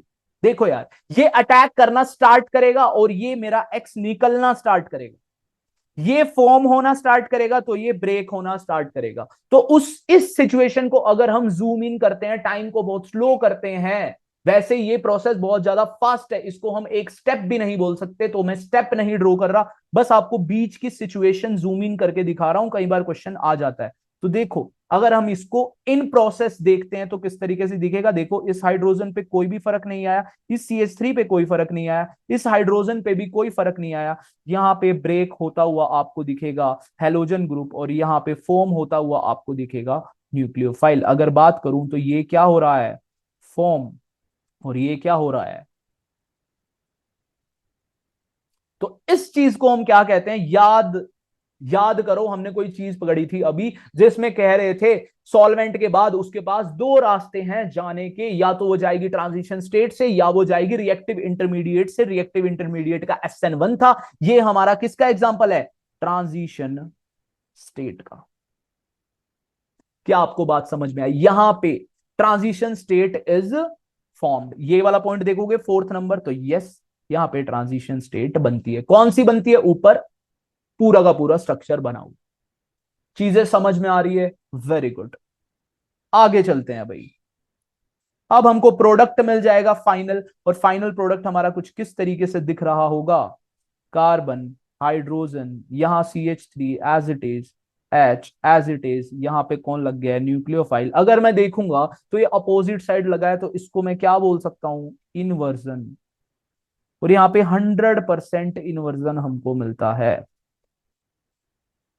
ठीक है, अब आ जाते हैं बाकी सारे पॉइंट्स पे। देखो, बाकी सारे पॉइंट्स को, बायोमोलिकुलर न्यूक्लियोफिलिक सब्स्टिट्यूशन आपको बता दिया, उल्टा रीड करना है। दो का मतलब बायोमोलिकुलर, N का मतलब न्यूक्लियोफिलिक, S का मतलब सब्स्टिट्यूशन, और आगे लिख सकते हैं रिएक्शन। बहुत ही सिंपल है। नंबर ऑफ स्टेप्स की बात करें, बहुत बार रिपीट कर चुका हूं, एक ही स्टेप में ये रिएक्शन होती है। ये ऊपर वाली रिएक्शन हमने दो स्टेप नहीं, हमने सिचुएशन को जूम इन किया है और कुछ नहीं किया। वहां पे तो हमारा न्यूक्लियोफाइल वीक था, लेकिन यहां पे हमारा न्यूक्लियोफाइल स्ट्रॉन्ग है, तो यहां पे डिपेंडेंसी फैक्टर हम ले सकते हैं कि RX पे तो हमेशा ही करेगा, साथ ही साथ यहाँ पे न्यूक्लियोफाइल पे भी ये कर रहा होगा। और ऑर्डर की बात करूंगा, सिंपली आप रेट लो के अल्फा प्लस बीटा क्या आ जाएगा? ऑर्डर 2, 1 + 1 = 2। बिल्कुल सही है। रिएक्टिविटी ऑर्डर की अगर बात करूं तो उसके अंदर था 3, 2, 1, इसके अंदर रहेगा 1, 2, 3। याद करना, 1, 2, 3 ही मत करना याद, ये बीच वाले साइन भी करना, हमने डिक्रीजिंग ऑर्डर लिखा है दोनों में। अगर बात करते हैं SN2 की, तो 1 डिग्री ज्यादा होगा, क्योंकि इसमें ट्रांजिशन स्टेट बनती है। अगर ट्रांजिशन स्टेट हमारी 5 मेंबर, देखो यार, 5 बॉन्ड्स बनाए हैं कार्बन ने, नॉर्मली बनाता है कितने? 4।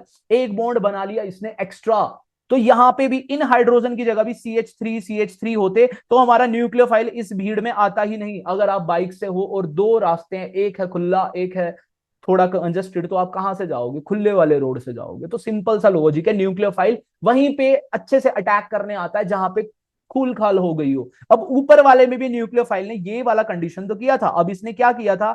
जगह खाली करने के लिए इंतजार करा था। क्यों करा था? R1, R2, R3 भीड़ी इतनी थी, अगर वीक भी है कोई कोई बात नहीं, न्यूक्लियोफाइल अटैकिंग रिएजेंट तो है, अटैक करने तो जाना चाहिए था, बट ये नहीं गया, इंतजार करना पड़ा। समझ में आया? कहीं भी 3 डिग्री है, कोई भी न्यूक्लियोफाइल है, कितना ही स्ट्रांग है, वो क्या दिखाएगा? SN1 ही दिखाएगा। मेरी बात समझ रहे हो? अगर 1 डिग्री है और कितना भी वीक भी न्यूक्लियोफाइल है, तब भी वो SN2 दिखाएगा, क्योंकि यहां पे कोई रिपल्शन फैक्टर नहीं है। मेरी बात समझे? नहीं समझे? अगर मेरी बात समझ में नहीं आ रही है तो जब हम क्वेश्चन प्रैक्टिस करेंगे अगली क्लास में समझ में आ जाएगी। ओके देन, SN1 हो गया। SN2 के हमने कुछ चीजें कर ली। न्यूक्लियोफाइल का नेचर अगर हमसे पूछने लगे तो आपको पता है कैसा होगा? स्ट्रॉन्ग न्यूक्लियोफाइल दिखने वाला है, यहां पे सबको पता है। नेचर ऑफ सॉल्वेंट की बात करें तो नॉन पोलर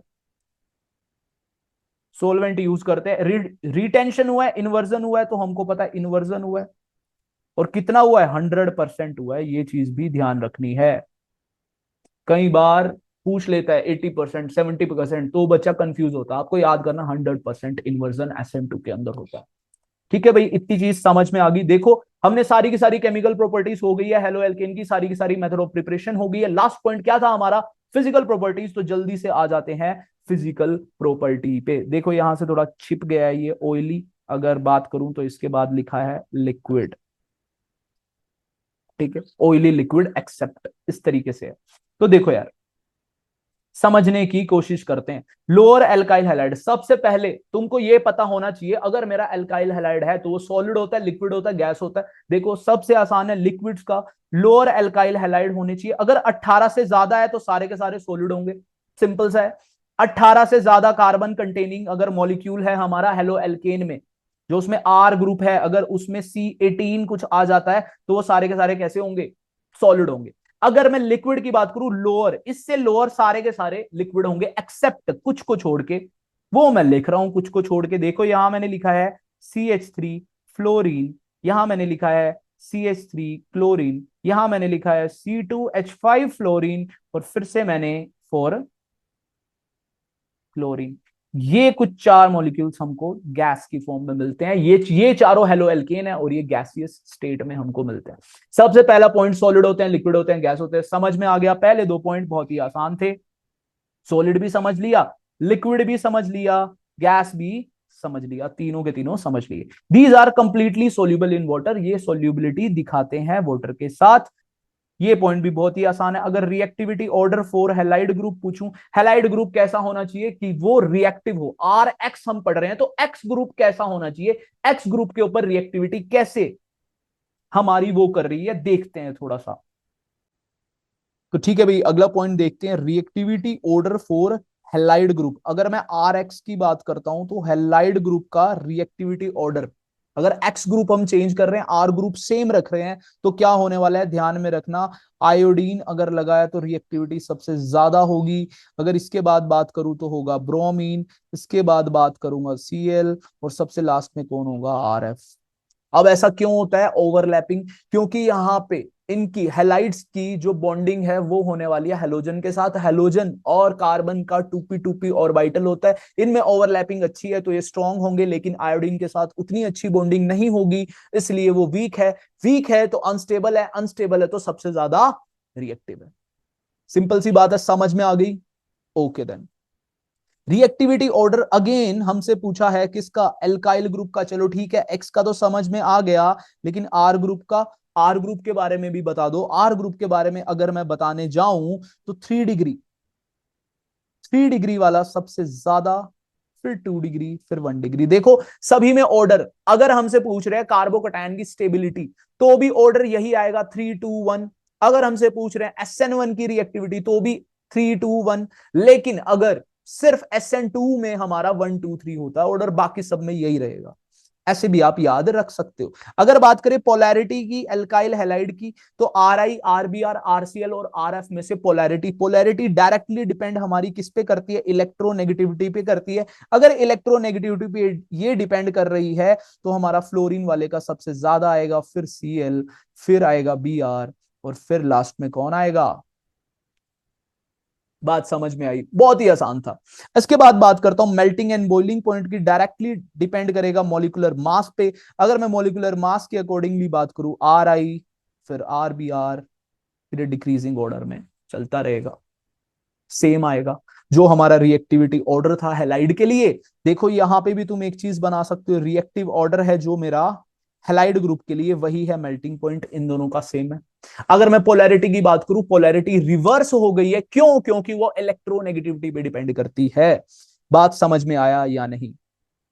ठीक है भाई, अगले पॉइंट में देखो, फ्लोराइड और क्लोराइड होंगे लाइट वाटर से, लेकिन वाटर से हैवी कौन होंगे? आयोडाइड और ब्रोमाइड। क्यों? क्योंकि ब्रोमाइड की और आयोडीन की डेंसिटी ज्यादा होती है हमारे वाटर में ऑक्सीजन से, इसलिए ये हो पा रहा है। बहुत सिंपल सा पॉइंट है, समझ में आ गया होगा। देखो अभी हमारी मैं बात करूं, पूरा का पूरा हेलो एल्केन हमने कर लिया, फिजिकल प्रॉपर्टी कर ली, केमिकल प्रॉपर्टी कर ली, और सबसे पहले मेथड ऑफ प्रिपरेशन भी हो चुकी है। हमने क्या क्या पढ़ लिया है हेलो एल्केन में? मेथड ऑफ प्रिपरेशन डन, हमने किस किस से देखी? हाइड्रोकार्बन से फर्स्ट में, सेकंड हमने देखी फ्रॉम एल्कोहल्स, थर्ड हमने देखी फ्रॉम हैलोजन एक्सचेंज। ये तीनों पॉइंट समझ में आए। फिर हमने देखी है केमिकल प्रॉपर्टीज। केमिकल प्रॉपर्टीज में सबसे ज्यादा इंपॉर्टेंट है आपके लिए SN1 एंड SN2, और उसके बाद हमने इसकी फिजिकल प्रॉपर्टीज भी देख ली। हेलो एल्केन डन हो गया। अब हम बात करते हैं किसकी, अपने नेक्स्ट हेलो अरीन्स की। तो ओके भाई, तो बात कर लेते हैं थोड़ी बहुत अब हेलो अरीन्स के बारे में भी। देखो, हेलो अरीन्स, हेलो का मतलब आप पहले ही समझ चुके हो, हेलोजन से है। अभी मैं एक्स से डिनोट कर सकता हूँ, बिल्कुल कोई भी प्रॉब्लम तुमको नहीं आ रही होगी समझने में, ठीक है। अगर मैं अरीन की बात करता हूँ तो अरीन को मैं बोलूंगा एरोमेटिक। अब एरोमेटिक समझ में नहीं आता तो देखो, 3 पॉइंट चेक करने हैं आपको। नंबर 1 पॉइंट, साइक्लिक होना चाहिए। नंबर 2 पॉइंट, कॉन्जुगेशन में होना चाहिए। Number 3 point, 4n+2 pi electron होने चाहिए। ये हमको हक्कल ने बताया था। इसका एक करने का तरीका है, दो की टेबल लिखो। दो की टेबल लिख ली, बहुत आसान है, लिखना कोई भी दिक्कत नहीं आएगी। 2 वाला एरोमेटिक, 6 एरोमेटिक, एरोमेटिक फर्दर आगे टेबल भी इसी तरीके से चलाओ, 12, 14, एक छोड़ के एक एरोमेटिक, और बीच वाले क्या आएंगे, एंटी एरोमेटिक। ऐसे भी याद कर सकते हो, नहीं तो 4n+2 कर लो, n की जगह 1 2 3 ऐसे करके आप जीरो भी पुट कर सकते हो, तो 2 आ जाएगा आंसर। ठीक है, इतनी बात समझ में आ गई। एग्जाम्पल आपके पास आया, एरोमेटिक है या नहीं। For example benzene. पहला पॉइंट चेक करा, साइक्लिक है, हाँ है। कॉन्जुगेशन में है, कॉन्जुगेशन का मतलब है ये तीनों पाई बॉन्ड आपस में कॉन्जुगेशन में, आपस में रेजोनेंस में है या नहीं। ऐसा तो नहीं कोई कार्बन बीच में ऐसा है जो sp3 है। एग्जाम्पल अगर मैं लेना चाहूं, ये दोनों तो आपस में कॉन्जुगेशन में है, लेकिन ये फर्दर किसी के साथ कॉन्जुगेशन में नहीं। यहाँ पे ये वाला कार्बन sp3 हाइब्रिडाइज्ड है, इसलिए ये नॉन एरोमेटिक की कंडीशन में आ जाएगा। जिसके पास sp3 कार्बन आ गया वो नॉन एरोमेटिक हो गया, लेकिन साइक्लिक होने के लिए नॉन एरोमेटिक होना जरूरी है। एक कंडीशन ये फॉलो करता है, लेकिन अगली कंडीशन में हार जाए कौन, वो है नॉन एरोमेटिक। अगर थर्ड कंडीशन देखूं तो 4n+2 पाई इलेक्ट्रॉन, यहाँ पर 6 पाई इलेक्ट्रॉन है, इसलिए हम इसको एरोमेटिक कंपाउंड बोल सकते हैं। इतनी बात समझ में आ गई। इतनी बात अगर समझ समझ में आ गई तो आगे की चीज हम कंटिन्यू कर सकते हैं। अब आपको पता चल गया, एरोमेटिक कंपाउंड के साथ अगर मैं हेलाइड को जोड़ दूं तो वो एरोमेटिक कंपाउंड में आएगा, तो ये एक एरोमेटिक कंपाउंड बन जाएगा। बिल्कुल सही बात है। प्रिपरेशन, अगर मैं मेथड ऑफ प्रिपरेशन की बात करूं, सेम पॉइंट वैसे ही हम करने वाले हैं। रिएक्टेंट ले लिया, प्रोडक्ट ले लिया, रिएक्टेंट, प्रोडक्ट। अब आपको जल्दी से बताना है कौन सा होगा एरोमेटिक एक्स, कौन सा होगा एरोमेटिक एक्स। ये चीज हम लास्ट बारी में सीख चुके हैं भाई, बिल्कुल हमको पूरा समझ में आता है ये चीज क्या हम बोल रहे हैं। अगर मैं फिजिकल प्रॉपर्टी की बात करूंगा, सेम वैसे ही कुछ पॉइंट्स हम यहाँ के लिए भी डिस्कस करेंगे। चलो जल्दी से अब आ जाते हैं मेथड ऑफ प्रिपरेशन पे। अब देखो यार, मेथड ऑफ प्रिपरेशन किस तरीके से करनी है। पहला लिखा है फ्रॉम अरीन्स। अरीन्स का मतलब कोई एरोमेटिक कंपाउंड हमको दिया है। एग्जांपल ले लो बेंजीन का। बेंजीन को हम बोलते हैं C6H6। फॉर्मूला क्या होता है बेंजीन का, C6H6। मेरी बात समझ गए, बहुत आसान सी चीज है। प्लस में इसके साथ मैं रिएक्शन करा रहा हूं, ध्यान से देखना क्या क्या डाला है मैंने। Cl2 in the presence of Fe dark. Reagent याद होना चाहिए क्या क्या चीजें डाली है, तो मेरे को क्या चीज मिल जाएगी, बेंजीन, और यहाँ पे मिल जाएगा क्लोरीन। अब यहाँ पे हुआ क्या है, रिएक्शन में वही चीज सेम हुई है। एक हाइड्रोजन को रिमूव कर दिया और एक हेलोजन को ऐड कर दिया, तो इसका फॉर्मूला क्या बन जाएगा, जल्दी से, C6H5Cl। मतलब इतने हिस्से को हम क्या बोल रहे हैं, अगर आप देखोगे C6H5 C6H5 को मैं पीएच से डिनोट कर सकता हूं। पीएच का मतलब क्या होता है अगर नहीं पता, फिनाइल रिंग इसको बोलते हैं हम। तो भाई बेंजीन और फिनाइल के बीच में कंफ्यूजन नहीं होनी चाहिए, बहुत सारे बच्चों को होती है, इसलिए मैं आप लोगों को शेयर कर रहा हूं कि आप लोग ये कंफ्यूजन ना पालो। ठीक है भाई। From diazonium salt. अब डायazonium सॉल्ट बनाने की हमको जरूरत क्यों पड़ी? अगर आप कहीं भी एरोमेटिक कंपाउंड से एक चीज बनाना चाहते हो जो कि है हेलोअरीन, जो कि है एरोमेटिक कंपाउंड पे हेलोजन लगा हुआ, तो हमको डायazonium सॉल्ट बनाना ही पड़ेगा। इसके अंदर रिएक्टिविटी इशू है। अगर मैं फर्स्टली वहीं से डायरेक्ट बनाने की कोशिश करूंगा तो उतनी अच्छी यील्ड भी नहीं आएगी, उतने अच्छे से हमारी रिएक्शन स्टेबलाइज भी नहीं होगी। बट अगर हम डायazonium सोल्ट के रास्ते से अपने हेलो अरीन का प्रिपरेशन करते हैं तो इजीली होता है, यील्ड भी ज्यादा मिलती है, जो हमारा मेजर प्रोडक्ट आएगा उसकी परसेंटेज काफी ज्यादा मिलती है, हमारा फायदा भी ज्यादा होता है, इसलिए हम डायazonium सोल्ट को यूज करना प्रेफरेबल मानते हैं। बात समझ में आई या नहीं? आ गई? Very good. तो चलते हैं यार, डायazonium सोल्ट क्या होता है क्या नहीं होता। पहली बात तो हमको क्या चीज देखनी पड़ेगी, अगेन सबस्ट्रेट क्या होगा और रिएजेंट क्या यूज करना है। अब सबस्ट्रेट तो आपको पता है क्या होगा, एरोमेटिक कंपाउंड ही होगा। फॉर एग्जांपल मैं इसके अंदर लेने वाला हूं, फिनाइल के ऊपर लगा हुआ है NH2। अब NH2 भी कैसे लगाना है ये चीज हम करते हैं। अगर मेरे पास बेंजीन है, बेंजीन में मैं कराता हूं नाइट्रेशन, नाइट्रेशन के बाद मैं उसका करा दूं रिडक्शन, तो ऑक्सीजन O2 की जगह H2 लग जाएगा। इस तरीके से हमको एनिलीन मिल जाता है। हाँ, बेंजीन रिंग के ऊपर NH2 लगा हो तो उसको क्या बोलेंगे, एनिलीन बोलेंगे। तो एनिलीन मैंने सबस्ट्रेट लिया है। इसके बाद रिएजेंट की बात करूं, दो तरीके से आपको रिएजेंट वो दे सकता है। या तो वो लिखेगा NaNO2 प्लस HCl और इसके साथ टेम्परेचर बोलेगा 0 to 5 डिग्री सी। ठंड में होती है भाई रिएक्शन, थोड़ा सा कोल्ड वेदर हमको चाहिए अगर ये रिएक्शन हम करना चाहते हैं तो। बात समझ में आ गई? ठीक है भाई। अगर मैं इन दोनों में एसिड बेस रिएक्शन कर दूं, अब एसिड बेस रिएक्शन किस तरीके से होती है, वही होता है पॉजिटिव नेगेटिव, पॉजिटिव नेगेटिव। अगर मैं इनको इंटरचेंज करूं तो एक कंपाउंड मिलेगा मेरे को HNO2। अगर HNO2 और 0 to 5 डिग्री सी अगर टेम्परेचर दिया है तो ये दोनों चीज बिल्कुल सेम है। कुछ नहीं किया उसने, NaNO2 और HCl की फर्दर रिएक्शन कर दी तो हमको HNO2 लिखा हुआ दिखेगा। तो ठीक है भाई, इतनी चीज हम समझ चुके हैं। आगे की चीज देखते हैं किस तरीके से रिएक्शन चलेगी। PHNH2 अगर मैंने लिया है, मैंने रिएक्शन इसकी करा दी NaNO2 plus HCl 0 to 5 degree C, तो मेरे को डायज़ोनियम सोल्ट मिल जाएगा। अब डायएजो इसलिए बोल रहे हैं क्योंकि यहाँ पे N2 है, N2 प्लस, और क्लोराइड सोल्ट इसलिए बोल रहे हैं क्योंकि इसको बैलेंस करने के लिए जो Cl नेगेटिव है वो भी हमारे साथ है, तो इसी को बोलते हैं हम डायएजोनियम सॉल्ट। समझ में आ गया? डायज़ोनियम क्लोराइड तक का आपको सफर समझ में आ गया।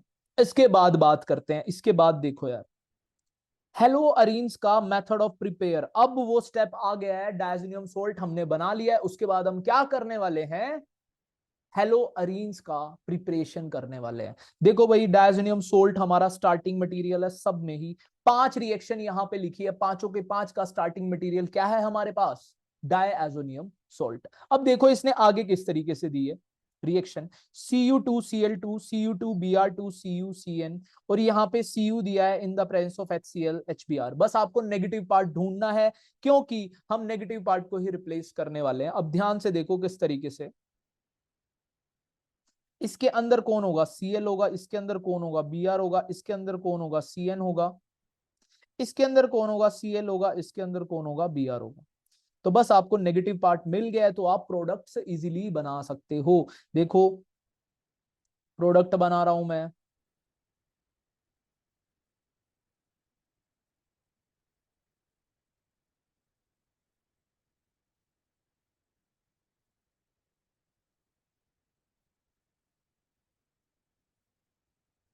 Br, और यहाँ पे क्या लग जाएगा, आसान। समझ में आया? अब लेकिन यार जो जो जहां से क्वेश्चन आएगा, इतना क्वेश्चन आएगा तो आप कर लोगे।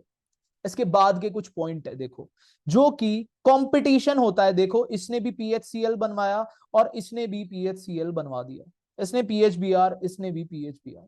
तो इन दोनों साइंटिस्ट में कंपटीशन होता है कौन ज्यादा ऊपर है। एक तरफ है हमारा सेंडमेयर और एक तरफ है हमारा गेटरमैन।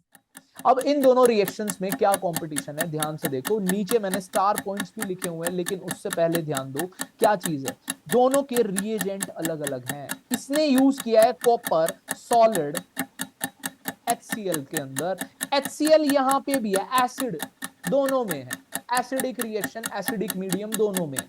HCl हमारा H+ डोनेट कर सकता है, इसलिए मैं इसको एसिड बोल रहा हूं। और एसिडिक मीडियम में ये रिएक्शन हुई है क्योंकि इसने HCl दिया है। एसिडिक मीडियम में दोनों करा रहे हैं, लेकिन कॉपर में कहीं ना कहीं अलग अलग चीज है। अगर मैं बात करूं सेंडमेयर की, तो इसने यूज किया है कॉपर का सॉल्ट। और अगर मैं बात करूं गेटरमैन की, तो गेटरमैन ने यूज किया है इसका पाउडर। मैं बात करूं इसने क्या यूज किया है, सॉल्ट, और इसने क्या यूज किया है, ये फर्क है फर्स्ट। अगर मैं बात करूं यील्ड की, देखो नीचे एक पॉइंट लिखा है, Sandmeyer reaction gives better yield. मतलब अगर आप पीएचसीएल बनाना चाहते हो, आपका दोस्त है सोनू, सोनू ने कहा मैं तो बनाऊंगा गेटरमैन से, तो उसका घाटा है क्योंकि उसको जो पीएचसीएल की क्वांटिटी मिलेगी वो सोच रहा होगा मैंने 100 के लिए प्रिपेयर करा है, 100 मिलेगी, मिल रही होगी 20-30%। अगर आप 100 की उम्मीद करते हो, अगर आपको 90% यील्ड तक चाहिए, तो क्या यूज करो, सेंडमेयर यूज करो। सेंडमेयर रिएक्शन ज्यादा बेहतरीन है, यील्ड इसमें ज्यादा मिलेगी। किसमें, सेंडमेयर में यील्ड हमको ज्यादा मिलती है। अगर मैं नेक्स्ट पॉइंट की बात करूं, Sandmeyer reaction use salt of copper while Gattermann uses powder. ये पॉइंट हम कर चुके हैं। अगर कोई बोले आपसे क्यों ऐसा क्यों होता है, अलग अलग यील्ड हमें क्यों मिलती है, क्या फर्क है उनके रिएजेंट्स में, तो आप बोलोगे रिएजेंट एक तरफ सॉल्ट है, सॉल्ट यूज करता है सेंडमेयर, और पाउडर यूज करता है गेटरमैन। बात समझ में आ गई भाई, ये बहुत ज्यादा इंपॉर्टेंट है। यहां से अगर क्वेश्चन आया, अगर नहीं हुआ ना दिक्कत है। ठीक है, तो इससे आगे मूव करते हैं, हम आगे की रिएक्शंस पढ़ते हैं। देखो यहां से हमें किस किस कंपाउंड का मिल गया, Cl वाले हमको मिल गए, Br वाले मिल गए, ना तो हमें फ्लोरीन वाले मिले, ना हमें आयोडीन वाले मिले। तो उसके लिए फर्दर हमारे पास नेम रिएक्शंस है, नेक्स्ट स्लाइड पे लिखी है। फर्स्ट नेम रिएक्शन है सिजीज और सेकंड है बाल्स-शेमन। दो और रिएक्शन है। अब देखो इसने यूज किया KI, तो ये जरूर क्या लगा रहा होगा, देखो अब तो आपको समझ में आ रहा है क्या चीज है, आई, आई ही है इसमें नेगेटिव पार्ट। आयोडीन अटैच हो जाएगा, आयोडीन को अगर अटैच कर दूं तो PHI, ये मेरा क्या बन गया, प्रोडक्ट। अगर मैं बात करूं नीचे वाले में फ्लोरीन है, तो इसमें क्या हो जाएगा, बड़ा सिंपल सा है। आयोडीन के लिए देखो, एक ये दोनों सेंडमेयर और गेटरमैन ने किसके लिए बात करी थी, अगर मैं हेलोरीन की बात करूं तो क्लोरीन और ब्रोमीन की ही बात करी थी, फ्लोरीन और आयोडीन की बात इन्होंने नहीं करी थी। मेरी बात को समझ रहे हो। लेकिन अगर मैं आयोडीन की बात करता हूं तो कौन बात करता है, सीजी बात करता है। और जब मैं करता हूं फ्लोरीन की बात, तो फ्लोरीन की कौन करता है बात, बाल्शेमन। अगर आपको आयोडीन के साथ करना है तो यूज करना पड़ेगा सीजीज, और आपको फ्लोरीन यूज करना है बाल्शेमन। और रिएजेंट जरूर याद करने हैं, KI HbF4, और उनके लिए क्या था, दोनों के लिए ही कॉपर कॉपर की बात थी। एक में था सॉल्ट, एक में था सॉलिड फॉर्म में कॉपर था, मतलब पाउडर फॉर्म में था। रिएजेंट जरूर याद करने हैं। बात समझ में आ गई, 5 रिएक्शन समझ में आ गई। Method of preparation hello arenes का समझ में आ गया, इससे ज्यादा नहीं है। बस हमारी ये कुछ 4 नेम रिएक्शन है, इसके बाद हमारी केमिकल प्रॉपर्टीज आने वाली है। चलो फिर स्टार्ट करते हैं हम अपनी, बिना देर के, chemical properties for hello arenes. ठीक है भाई। अब केमिकल प्रॉपर्टी में सबसे पहले आती है न्यूक्लियोफिलिक, यहां N लिखा है, तो मतलब हम चाहते हैं न्यूक्लियोफाइल को अटैक कराना। अब न्यूक्लियोफाइल को अगर मैं अटैक कराना चाहता हूं किसके ऊपर, हेलो अरीन के ऊपर, तो मैं हेलो अरीन यहां ड्रॉ कर रहा हूं, देखो।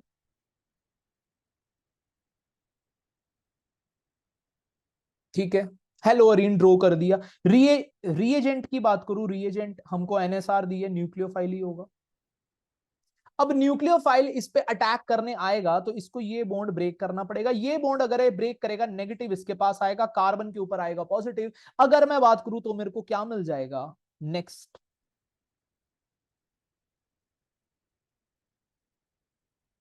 पॉजिटिव। ये यार बहुत ही ज्यादा अनस्टेबल है, ये जो फिनाइल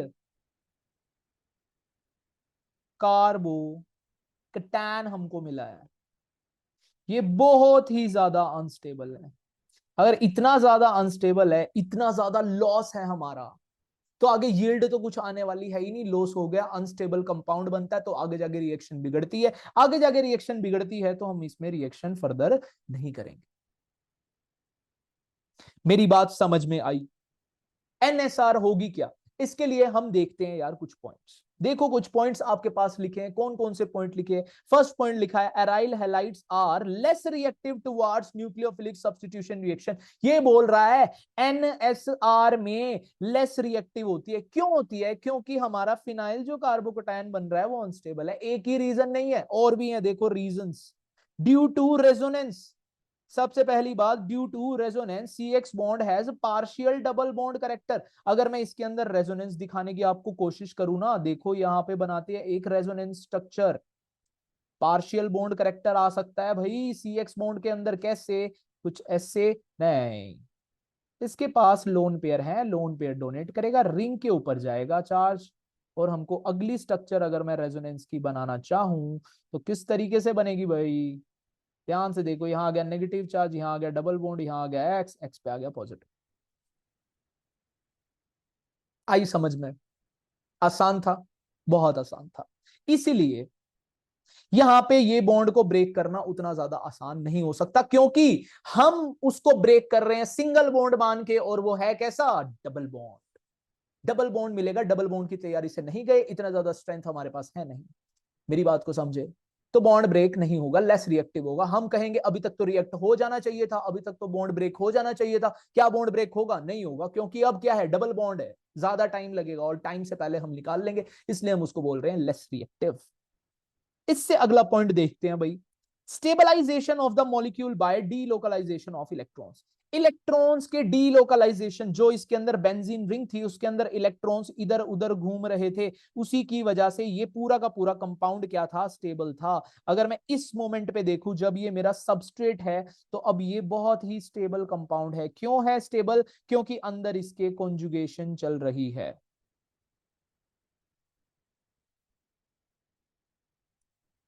अगर ये वाली कॉन्जुगेशन ही ब्रेक हो गई तो क्या करेगा? यहां पे पॉजिटिव चार्ज है, और पॉजिटिव चार्ज कैसा होता है? देखो, अगर मेरा कार्बन यहाँ पे sp2 हाइब्रिडाइज हो गया, वो मोर इलेक्ट्रोनेगेटिव हो गया, वो चाहता नहीं है पॉजिटिव चार्ज को, वो चाहता है नेगेटिव चार्ज को। पर यहाँ पे पॉजिटिव चार्ज वो नहीं करेगा, डीलोकलाइजेशन नहीं होगा, इलेक्ट्रॉन का वहीं पे रहेंगे। दिक्कत आ गई।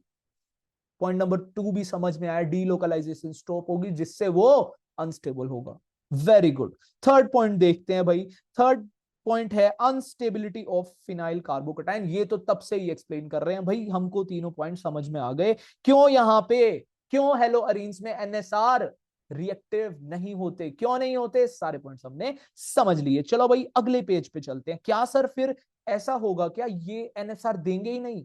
नहीं भाई, दे तो सकते हैं, देखो यार, दे तो सकते हैं, बट कब दे सकते हैं वो कंडीशन है। However, aryl halides having electron withdrawing groups like NO2 SO3 etcetera. मतलब इसने कहा है अगर इलेक्ट्रॉन विड्रॉइंग ग्रुप अटैच कर दूं अपनी रिंग के साथ, जैसे कि NO2 या SO3H, ऐसे टाइप के जिनके पास पाई बॉन्ड है। NO2 में क्या है? डबल बॉन्ड O है, इसलिए वो इलेक्ट्रॉन विड्रॉइंग ग्रुप है। SO3H में क्या है? इसके अंदर भी डबल बॉन्ड O है, दो बार, तभी ये नेगेटिव है। मेरी बात को समझे, इलेक्ट्रॉन विड्रॉइंग ये तभी कर पाएगा जब इसके पास पाई बॉन्ड्स होंगे, वरना इलेक्ट्रॉन विड्रॉ नहीं हो पाते। ठीक है, एक और पॉइंट हमको समझ में आ गया, लेकिन इसके बाद भी कुछ लिखा है। एट ऑर्थो एंड का मतलब होता है प्लस, और का मतलब होता है आपके पास चॉइस है, ऑप्शंस है। लेकिन यहां पे ऑर्थो पे भी इलेक्ट्रॉन विड्रॉइंग ग्रुप अटैच होना चाहिए, और पैरा पे भी इलेक्ट्रॉन विड्रॉइंग ग्रुप अटैच होना चाहिए। अगर ऐसा हो गया तो बात बन सकती है। अब देखो यार, एग्जांपल बनाने की कोशिश करते हैं। इन्होंने हमको कहा है एक रिंग, ये बना दिया मैंने एरोमेटिक कंपाउंड, एक मैंने लगा दिया हेलो ग्रुप। अगर मैं यहां पे भी NO2 लगा दूं, तो यहां भी लगा दूं, तो नहीं, ये तो मेटा पोजीशन है, मेटा पे नहीं लगाने। उसने कहा है सिर्फ ऑर्थो पे लगाने हैं, तो मेटा को स्किप करेंगे, पैरा पे लगा देंगे। और फिर से ऑर्थो पे लगा देंगे। सारी की सारी ऑर्थो और सारी की सारी पैरा पोजीशंस पे हमने इलेक्ट्रॉन विड्रॉइंग ग्रुप लगा दिया। चलो ठीक है, अब हम रिएक्शन करके देखते हैं। रिएक्शन करने के लिए मैंने डाल दिया वाटर। वाटर के अंदर नेगेटिव पार्ट कौन सा है? OH negative. तो OH नेगेटिव Cl के साथ रिप्लेस हो जाना चाहिए। तो देखते हैं हुआ या नहीं, और वाव, रिप्लेसमेंट हो गई। तो ये कहते हैं कि NO2, अगर NO2 जैसे इलेक्ट्रॉन विड्रॉइंग ग्रुप्स अगर सारी की सारी ऑर्थो सारी की सारी पैरा पोजीशंस पे लग गए तो मजा आ जाएगा। तो हम न्यूक्लियोफिलिक एडिशन शो कर सकते हैं, वरना नहीं। समझ में आया? इकलौता एग्जांपल है, प्लीज आपको ध्यान में रखना है, याद रखना है, अगर पेपर में आए तो कर देना। देखो यार, NSR तो इसने अच्छे से दिखाई नहीं, दिखाई भी तो कब, जब तीन तीन इलेक्ट्रॉन विड्रॉइंग ग्रुप लगाए। अब बात करते हैं ESR की। इलेक्ट्रोफाइल अगर अटैक करने आए तो ये किस तरीके से बिहेव करता है। देखो भाई, ESR, अगला पॉइंट क्या है हमारा? ESR। अब देखो यार, ESR समझते हैं। ESR समझने के लिए दोबारा से मैं स्ट्रक्चर ड्रॉ करता हूं। मैंने ड्रॉ किया है क्लोरोबेंजीन का स्ट्रक्चर। अगर क्लोरोबेंजीन को मैं इस तरीके से भी ड्रॉ कर सकता हूं, 3 एरो लिखे हैं, तो ये दोनों स्ट्रक्चर सिमिलर हैं। अभी मैं इसको पाई बॉन्ड में भी कन्वर्ट करके कर सकता हूं, बिल्कुल कर सकता हूं। अगर मैं इसके बाद बात करूं, इसके बाद मैं इसके लोन पेयर्स का डीलोकलाइजेशन भी कर सकता हूं क्या? सर आप तो रेजोनेंस स्ट्रक्चर की बात कर रहे हो। हाँ जी हाँ, मैं रेजोनेंस स्ट्रक्चर की ही बात कर रहा हूं। तो देखो, एक स्ट्रक्चर बनाई, दो बनाई, अब देखो मैं एक साथ ही 5 स्ट्रक्चर बना दूंगा, क्योंकि मेरे को पता है ये 5 ही दिखाएगा। बनाने के लिए आसानी हो जाएगी मेरे को। देखो, पहले की स्ट्रक्चर मैंने कुछ इस तरीके से बॉन्ड दिखा दिए, दूसरे के मैंने डीलोकलाइज करके दिखा दिए। आसान है? इतना आसान है सर, इतनी चीज तो हमको समझ में आ गई। यहां मैंने क्लोरीन दिखा दिया, क्लोरीन के ऊपर लोन पेयर था, मतलब यहाँ पे कौन सा चार्ज आ गया? नेगेटिव। अगर मैं क्लोरीन की बात करूं तो डबल बॉन्ड Cl, और इसके ऊपर आ जाएगा पॉजिटिव चार्ज।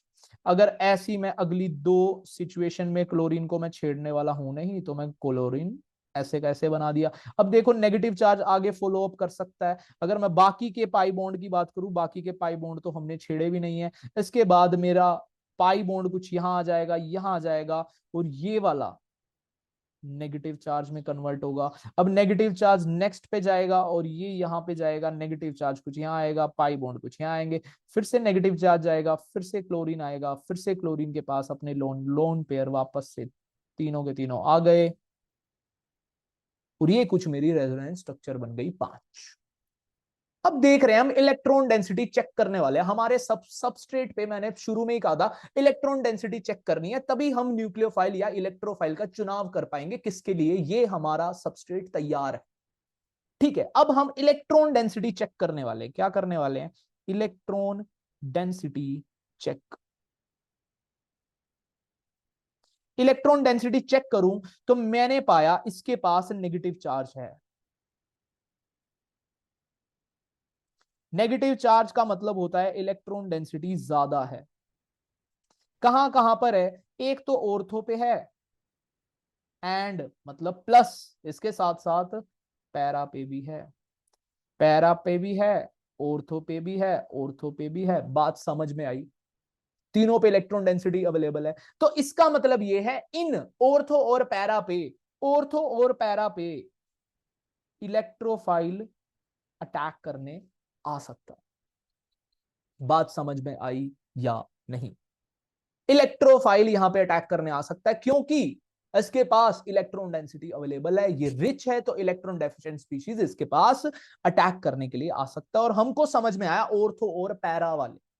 अब देखो यार, एक और मैं पॉइंट्स कुछ बता दे देता हूं जो आपके एग्जाम में काम आएंगे। अगर आपसे पूछे कौन बनेगा मेजर, कौन बनेगा माइनर, तो ऑलवेज हमारा पैरा वाला बनेगा मेजर और ऑर्थो वाला बनेगा माइनर। अगर आपसे पूछे कोई रीजन, ऐसा क्यों होता है, हमको रीजन जानना है, तो रीजन आपको बताना है, फॉर हेलोजन्स माइनस आई ज्यादा स्ट्रॉन्ग होता है as compare to plus M.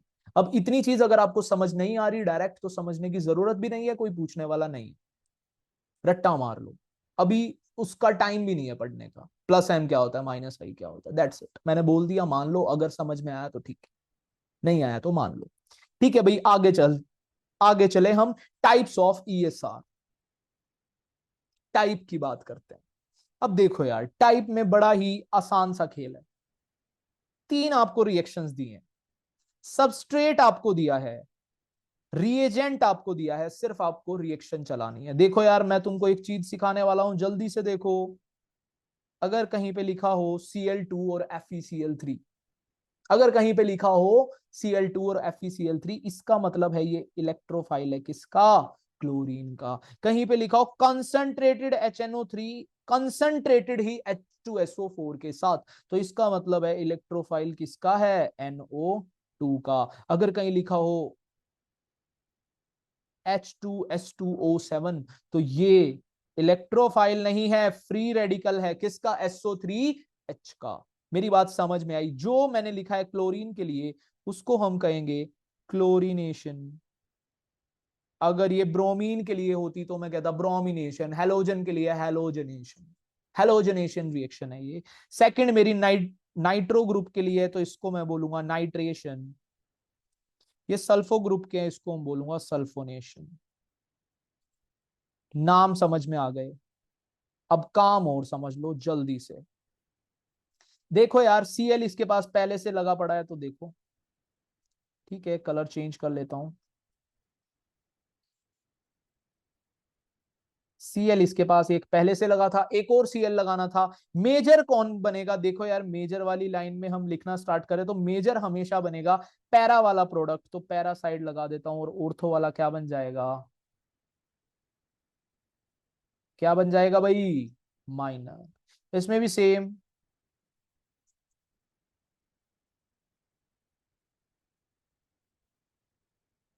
बहुत आसान है, समझ गए हो तो बहुत ही आसान लग रहा होगा। देखो, अब SO3 मत कर देना अटैच, SO3H करना है अटैच। फ्री रेडिकल मैकेनिज्म है, ठीक है। और माइनर प्रोडक्ट कौन सा बनेगा? जितने क्वेश्चन वो हमसे पूछ सकता था उतने इस स्लाइड में कवर है। अब इसके बाद बात करते हैं फ्रिडल क्राफ्ट रिएक्शंस की। तो दो हमारे पास फ्रिडल क्राफ्ट रिएक्शन दिख जाएंगी हमको। अगर मैं RCl की बात करूं, देखो इस बॉन्ड को तोड़ूंगा, इसके ऊपर पॉजिटिव आएगा, इसके ऊपर नेगेटिव आएगा। इस बॉन्ड को तोड़ूंगा तो इसके ऊपर पॉजिटिव आएगा, इसके ऊपर नेगेटिव आएगा। तो यहां से मेरे पास निकल गया है R पॉजिटिव, और यहां से मेरे पास निकल गया RCO पॉजिटिव। तो क्या करना है? इस ही पॉजिटिव को हमको अटैच करना है किस पे? अपनी रिंग पे। इसी पॉजिटिव को अटैच करना है अपनी रिंग पे। तो अगर मेजर की बात करूं, देखो यहां पे नहीं लिखा है तो मैं खुद से लिख देता हूं, मेजर माइनर। अगर मैं बात करता हूं मेजर प्रोडक्ट की, तो मेजर कौन सा बनेगा भाई? पैरा वाला। Cl पहले से था, R यहां पे लगा दिया, और ऑर्थो वाला क्या बन जाएगा? माइनर। और इसमें भी सेम, आपको इलेक्ट्रोफाइल का पता चल गया है तो कुछ नहीं करना अब तो, आधा काम तो हो ही गया। C double bond O R, और यहां पे क्या बन जाएगा? ऑर्थो पे बनेगा minor, C double bond O R। समझ में आए? ऑर्थो, पैरा, डायरेक्टिंग ग्रुप्स की रिएक्शंस किस तरीके से करनी है, किस तरीके से मेजर, किस तरीके से माइनर, बहुत ही आसान तरीके से हमने सीखा है, स्टेप बाय स्टेप सीखा। ओके देन, आगे चलते हैं। अगर मैं नाम नाम तो भूल ही गए यार, नाम बताओ। अगर मैं बोलता हूं इनको फ्रिडल क्राफ्ट रिएक्शन, तो ये आर के लिए इसके अंदर एल्काइल ग्रुप एडिशन कर रहा है, एल्काइल ग्रुप का इलेक्ट्रोफाइल है, तो इसको हम बोलेंगे फ्रिडल क्राफ्ट एल्काइलेशन। और फिफ्थ वाले में एसाइल ग्रुप है। मेरी बात करो, एसीटोन, एसीटोन मतलब कीटोन है, C double bond O R group, यहां पे दिख रहा है ना C double bond O R, और इसी का हमने क्या बनाया है? इलेक्ट्रोफाइल। इसलिए मैं इसको बोलूंगा फ्रिडल क्राफ्ट एसाइलेशन। नाम जरूर याद करने इनके इंपॉर्टेंट। देखो भाई, अब आ जाती है अगली चीज, रिएक्शन विद मेटल। हमने बहुत सारी रिएक्शन सीख ली, अब रिएक्शन विद मेटल की बारी आई। देखो याद करो, हमने वुड्स रिएक्शन सीखी थी, उसी की तरह ये कुछ रिएक्शन है। ध्यान से समझ के देखो, यहाँ पे 2PHCl है, तो क्या लग जाएगा? सब वही है, तो इसकी भी हमें क्या बनानी होगी? मिरर इमेज ही ड्रॉ करनी है, और कुछ नहीं करना। बहुत सिंपल है। PH pH. रिएक्शन समझ में आ गई? जिस तरीके से वुड्स किया था इसी तरीके से ही है। मैकेनिज्म नहीं आ रहा समझ में, बैक जाओ देख लो। वुड्स फिटिंग की बात करूं तो यहां पे एक तो हमारा पीएच है, एक आर है, और बीच में आ जाएगा 2Na, और ये तो निकल जाएंगे और मेल मिलाप किसका हो जाएगा, पीएच और आर। बहुत आसान है। पीएच पीएच का समझ में आया, आर आर का समझ में आया, और पीएच और आर दोनों को मिक्स कर दिया। देखो यार सिंपली चीज चीज है, रिएक्शन वही है, मैकेनिज्म वही है, नाम अलग है। जब पीएच पीएच की बात आए तो बोलेंगे फिटेग, जब आए पीएच और आर दोनों मिक्स तो दोनों फिटेग और वुड्स। मतलब सिंपल सी बात है, आर के लिए हम बोलते हैं वुड्स, पीएच के लिए हम बोलते हैं फिटेग, और इन दोनों को मिक्स कर दो तो हम बोलते हैं वुड्स फिटेग। बहुत ही आसान, समझ में आ गया? वेरी गुड, आगे चलते हैं।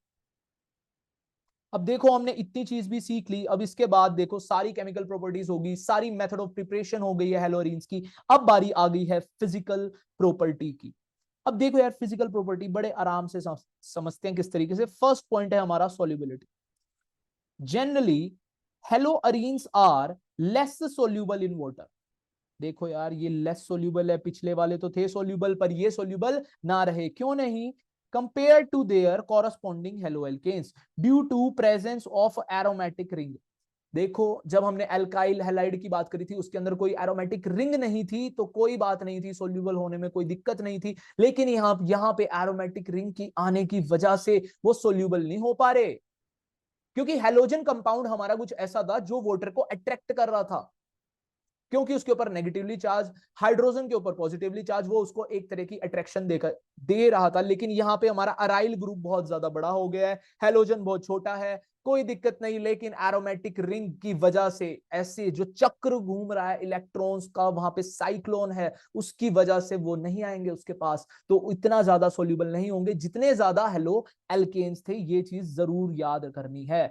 However, they are soluble in organic solvents. Organic solvent में है वो, जैसे कि बेंजीन, ईथर, क्लोरोफॉर्म, इन सब में है, लेकिन वाटर के साथ नहीं।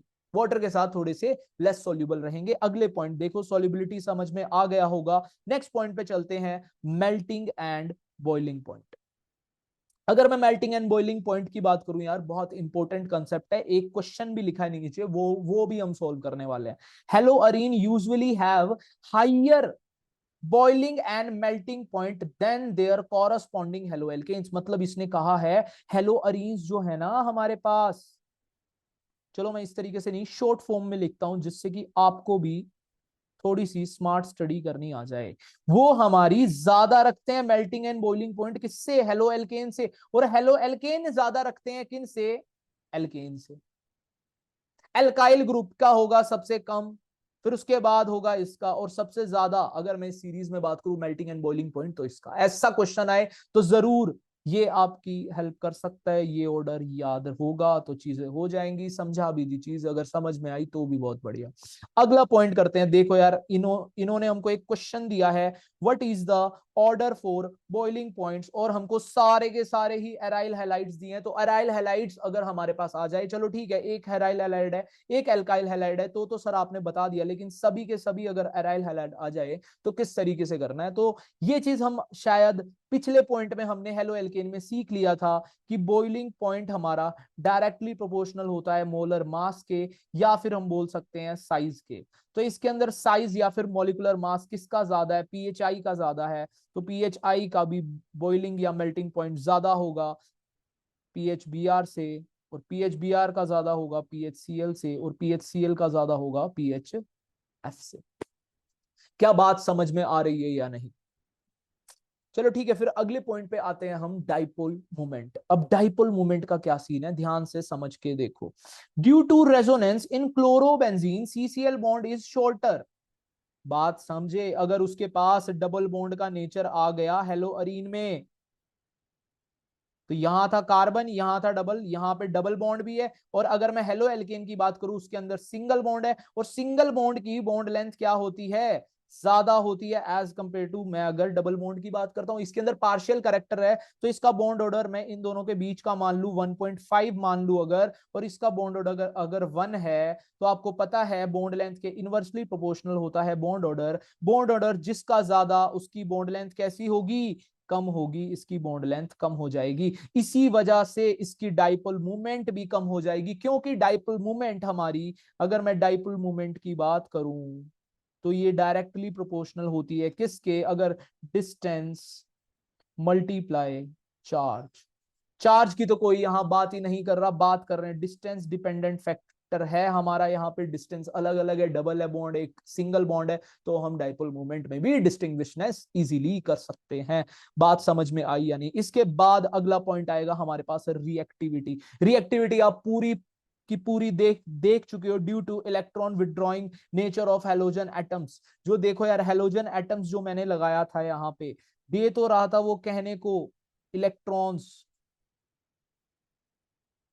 लेकिन ये इफेक्ट इलेक्ट्रॉन्स देने का बोलते हैं प्लस एम, लेकिन प्लस एम तो इसके पास बहुत वीक है, मतलब ये काम जो ये दिखाएगा बहुत ही कम दिखाएगा, माइनस आई वाला ज्यादा दिखाएगा। जहां पे माइनस लगा है मतलब ये पूरी रिंग से इलेक्ट्रॉन्स अपनी तरफ अट्रैक्ट कर रहा होगा। इस इफेक्ट के कारण से ही लेस रिएक्टिव था ये इलेक्ट्रोफिलिक एरोमेटिक सब्स्टिट्यूशन में। मेरी बात समझ में आई?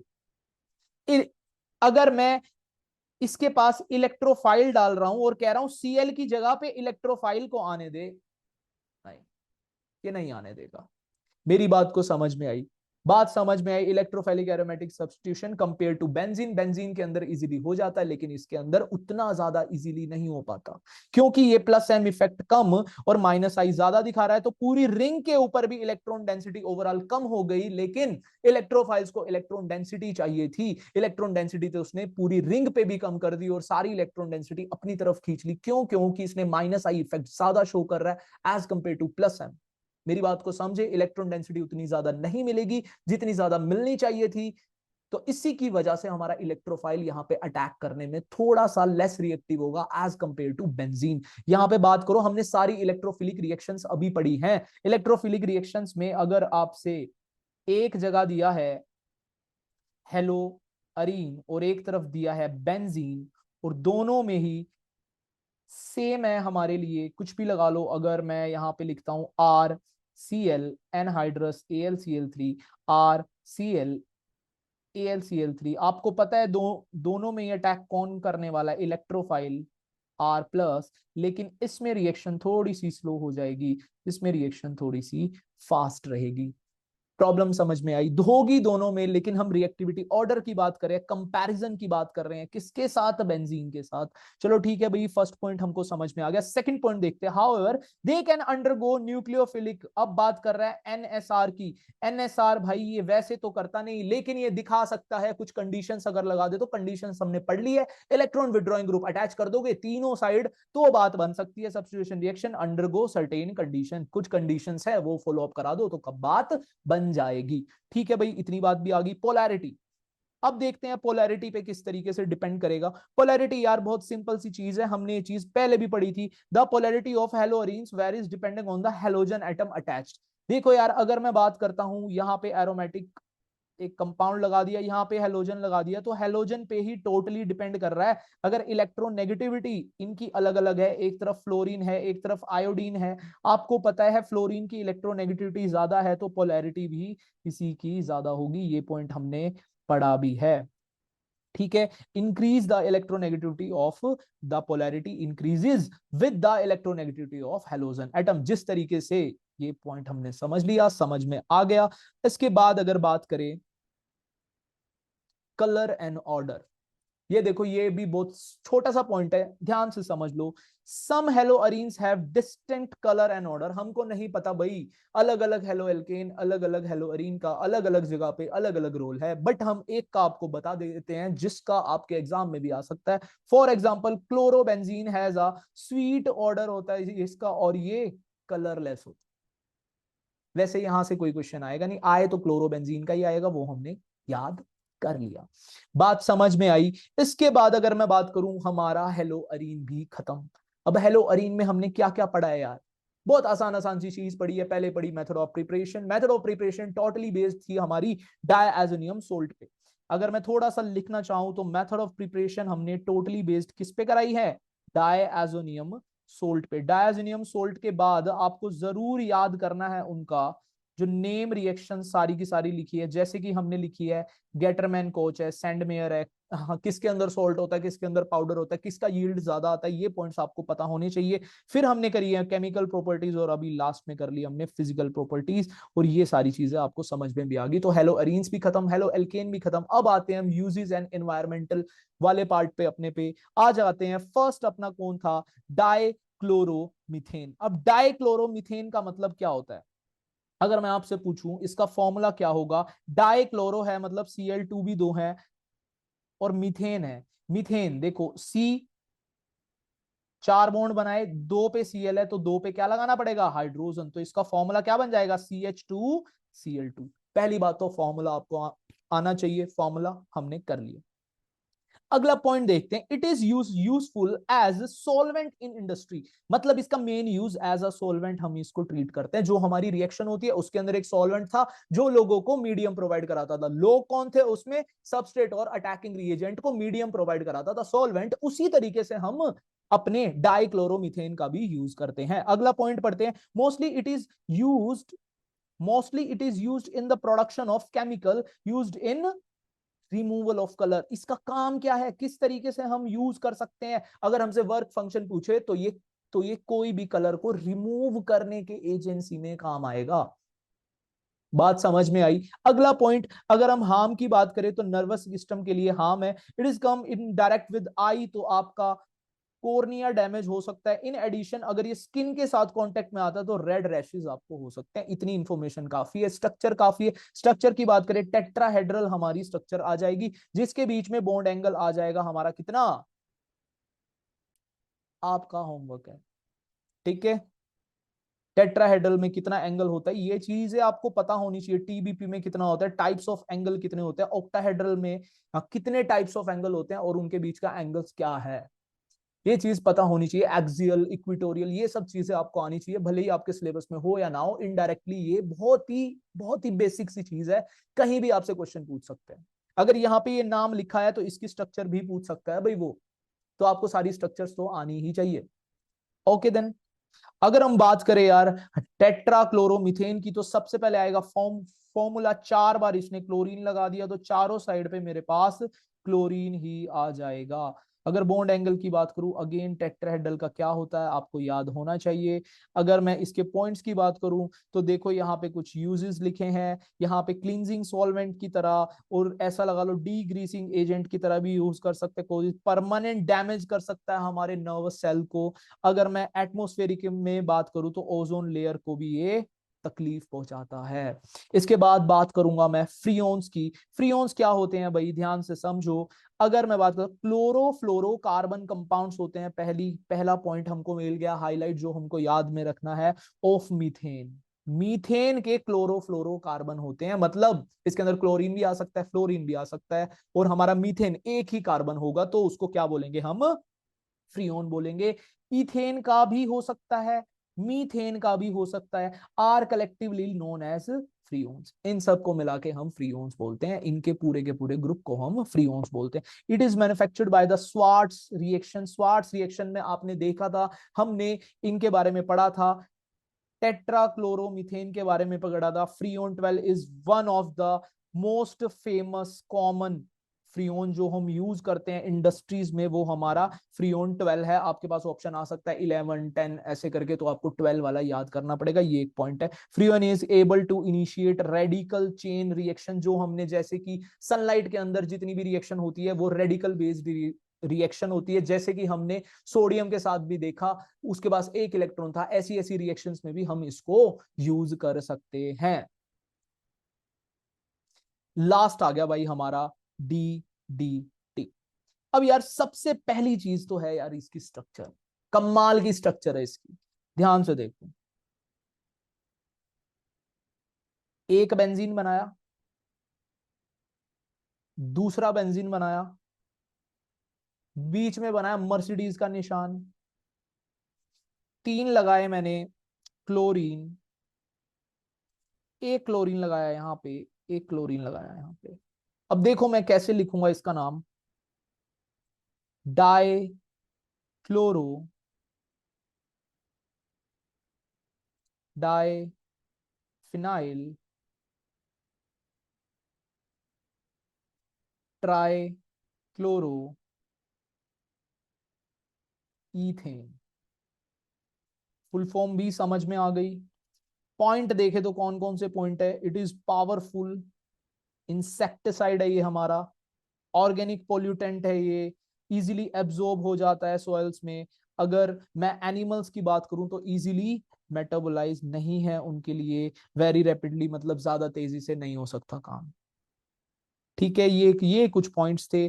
अपना पूरा का पूरा चैप्टर खत्म। अब कितनी चीज हमने कर ली, एक बार प्लीज ध्यान से देखो। मैं स्लाइड्स में आपको एक बार गो थ्रू करा देता हूं फास्टली, बहुत फास्टली हम देखने वाले हैं क्या क्या चीज हमने सीखी है। सबसे पहले बात करते हैं सिलेबस की। तीनों चीज हमारी कवर हो चुकी है। अगर बात करें हम इसके बाद की, तो हेलो एल्केन्स का मतलब जाना, मेथड ऑफ प्रिपरेशन में हमको प्रोडक्ट बनाना था, केमिकल प्रॉपर्टीज में रिएक्टेंट से जो हमारा हेलो एल्केन बना था, फर्दर अगर ये रिएजेंट आते हैं तो किस तरीके से प्रोडक्ट बन रहे थे, ये भी देख लिया। फिजिकल प्रॉपर्टीज देखी। फिर देखो स्टार्ट हो गया, फर्स्ट हमने देखा है फ्रॉम हाइड्रोकार्बन। हाइड्रोकार्बन से अनसैचुरेटेड के लिए अलग कंसेप्ट था, मार्कोनिव और एंटी मार्कोनिव वाला प्रिंसिपल याद रखना है। इसके बाद सैचुरेटेड में बहुत सिंपल सी फ्री रेडिकल मैकेनिज्म से हमारे इस तरीके के प्रोडक्ट्स हमको मल्टीपल मिल गए थे।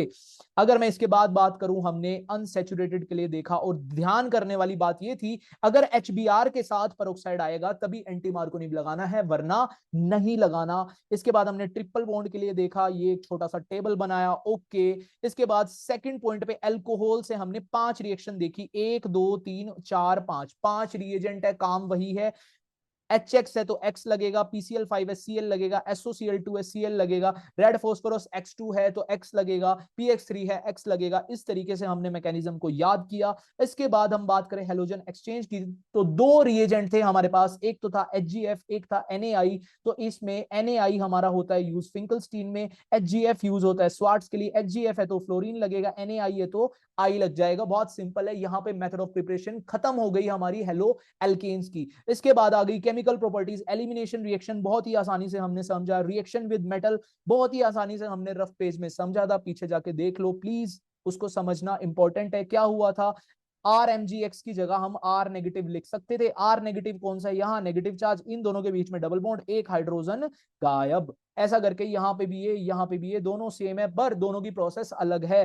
वुड्स रिएक्शन में देखा, जो भी R है उसका मिरर इमेज हम बना देंगे, वही हमारा डिजायर्ड प्रोडक्ट होगा। इसके बाद न्यूक्लियोफिलिक सब्स्टिट्यूशन रिएक्शन में RX KOH अगर एक्वस के साथ आएगा तो वो करेगा सब्स्टिट्यूशन, एल्कोहलिक या फिर कंसेंट्रेटेड आएगा तो वो करेगा एलिमिनेशन। इसके बाद हमने मैकेनिज्म देखा वुड्स रिएक्शन का, बहुत सिंपल है। सम एग्जांपल हमने NSR के किए और किस तरीके से नेगेटिव पार्ट को डायरेक्टली हमने अटैच कर दिया, ये चीज भी देख ली। अगर हम टाइप्स ऑफ NSR की बात करें तो SN1 हो सकती है, SN2 हो सकती है। हमने ये वाली बिल्ली के एग्जांपल से समझ लिया SN1 और SN2 के सारे पॉइंट समझ लिए। और इसको हमको थैंक्स बोलना पड़ेगा ग्रामे मैखे को कि इसने इतना बढ़िया इलस्ट्रेशन हमको दिया कि हम SN1 और SN2 समझ पाए। ठीक है भाई, इसके बाद सबस्ट्रेट रिएजेंट SN1 बात कर रहे हैं तो रिएक्टिविटी 3 ऑर्डर, 3 डिग्री हमारे पास सबसे ज्यादा स्टेबल होगा। क्यों? क्योंकि यहाँ पे हमारे पास रिएक्टिव इंटरमीडिएट बनता है कार्बोकटायन का। स्टेप की बात करेंगे 2 है, रेट लो ऑर्डर 1 आएगा। अगर मैं न्यूक्लियोफाइल के नेचर की बात करूंगा, वो वीक है, वो उतना ज्यादा स्ट्रॉन्ग नहीं है। अगर नेचर ऑफ सोलवेंट की बात करूं तो पोलर सोलवेंट यहाँ पे इजिली हम ले सकते हैं। इसके अंदर रिटेंशन होता है या इन्वर्जन होता है, तो दोनों होते हैं, 50-50 होते हैं। अगर 50-50 कहीं पे आ जाए तो रैसमिक मिक्सचर या फिर रैसमाइजेशन आप इसको बोल सकते हो। इसके बाद अगर मैं बात करूं SN2 मैकेनिज्म में भी सारी चीजें हमने इसी तरीके से देखी, बस अलग चीज क्या थी, ट्रांजिशन स्टेट, और इसका रेट लो में ऑर्डर इसका 2 था, स्टेप इसके 1 थे। सारी चीजें उल्टी है, वहां 3-2-1, यहाँ 1-2-3। स्ट्रॉन्ग है, वहां वीक था, यहाँ नॉन पोलर है, वहां पोलर था।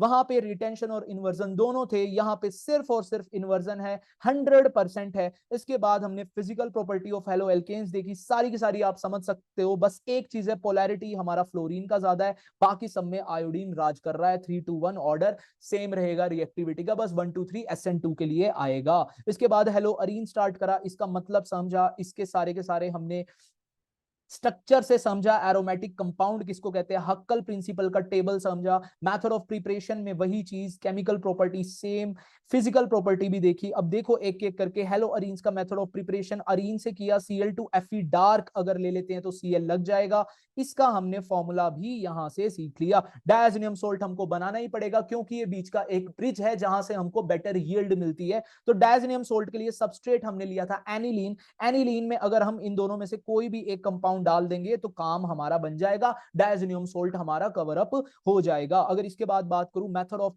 प्रिपरेशन, अब स्टार्ट कर सकते हैं क्योंकि डायजोनियम सोल्ट्स हमारे पास आ चुके हैं। कुछ रिएजेंट थे, इसने लिया था सॉल्ट, इसने लिया था पाउडर। देखो कॉपर सॉलिड है, कॉपर सॉलिड है तो ये पाउडर है, अगर सॉल्ट है आपको पता है NaCl is like a salt, और इसने इसी तरीके का Cu2Cl2 इसने सॉल्ट लिया है। तो इस तरीके से रिएक्शन होगी, जहां Cl है वहां Cl आएगा, जहां Br है Br आएगा। एक मैंने एग्जांपल के तौर पे रिएक्शन भी लिख दी थी CuCN की KCN के साथ, तो PHCN आएगा, डरने की बात नहीं है, मैकेनिज्म सबका सेम है। 2 पॉइंट थे, सैंडमेयर रिएक्शन बेटर यील्ड होगी, और ये सॉल्ट और पाउडर वाला अभी तक याद हो ही गया होगा, इससे ज्यादा जरूरत है भी नहीं। सीजीज रिएक्शन देखी Ki के लिए, ये थी फ्लोरीन के लिए, वो दोनों रिएक्शन किसके लिए थी, सिर्फ फ्लोरीन और ब्रोमीन के लिए, आयोडीन और फ्लोरीन के लिए सीजी और बाल्शेमन है। और हमने केमिकल प्रॉपर्टीज भी देख ली। NSR क्यों नहीं देता, क्योंकि फिनाइल कार्बोकटाइन यहाँ पे अनस्टेबल है। इसके बाद मैंने बात करी अगर फिर भी हमको रिएक्शन करानी है तो हमें इलेक्ट्रॉन विड्रॉइंग ग्रुप सारी की सारी ऑर्थो, सारी की सारी पैरा पोजीशंस पे लगाने पड़ेंगे, तो हमारा सब्स्टिट्यूशन हो सकता है, न्यूक्लियोफिलिक सब्स्टिट्यूशन हो सकता है, NSR हो सकता है।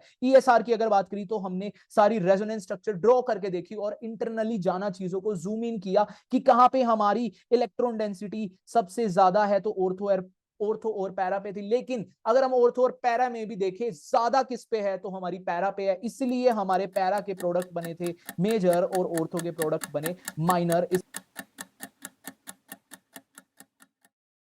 रुक रे, जाओगे किधर, जाके रिवाइज भी कर लिए।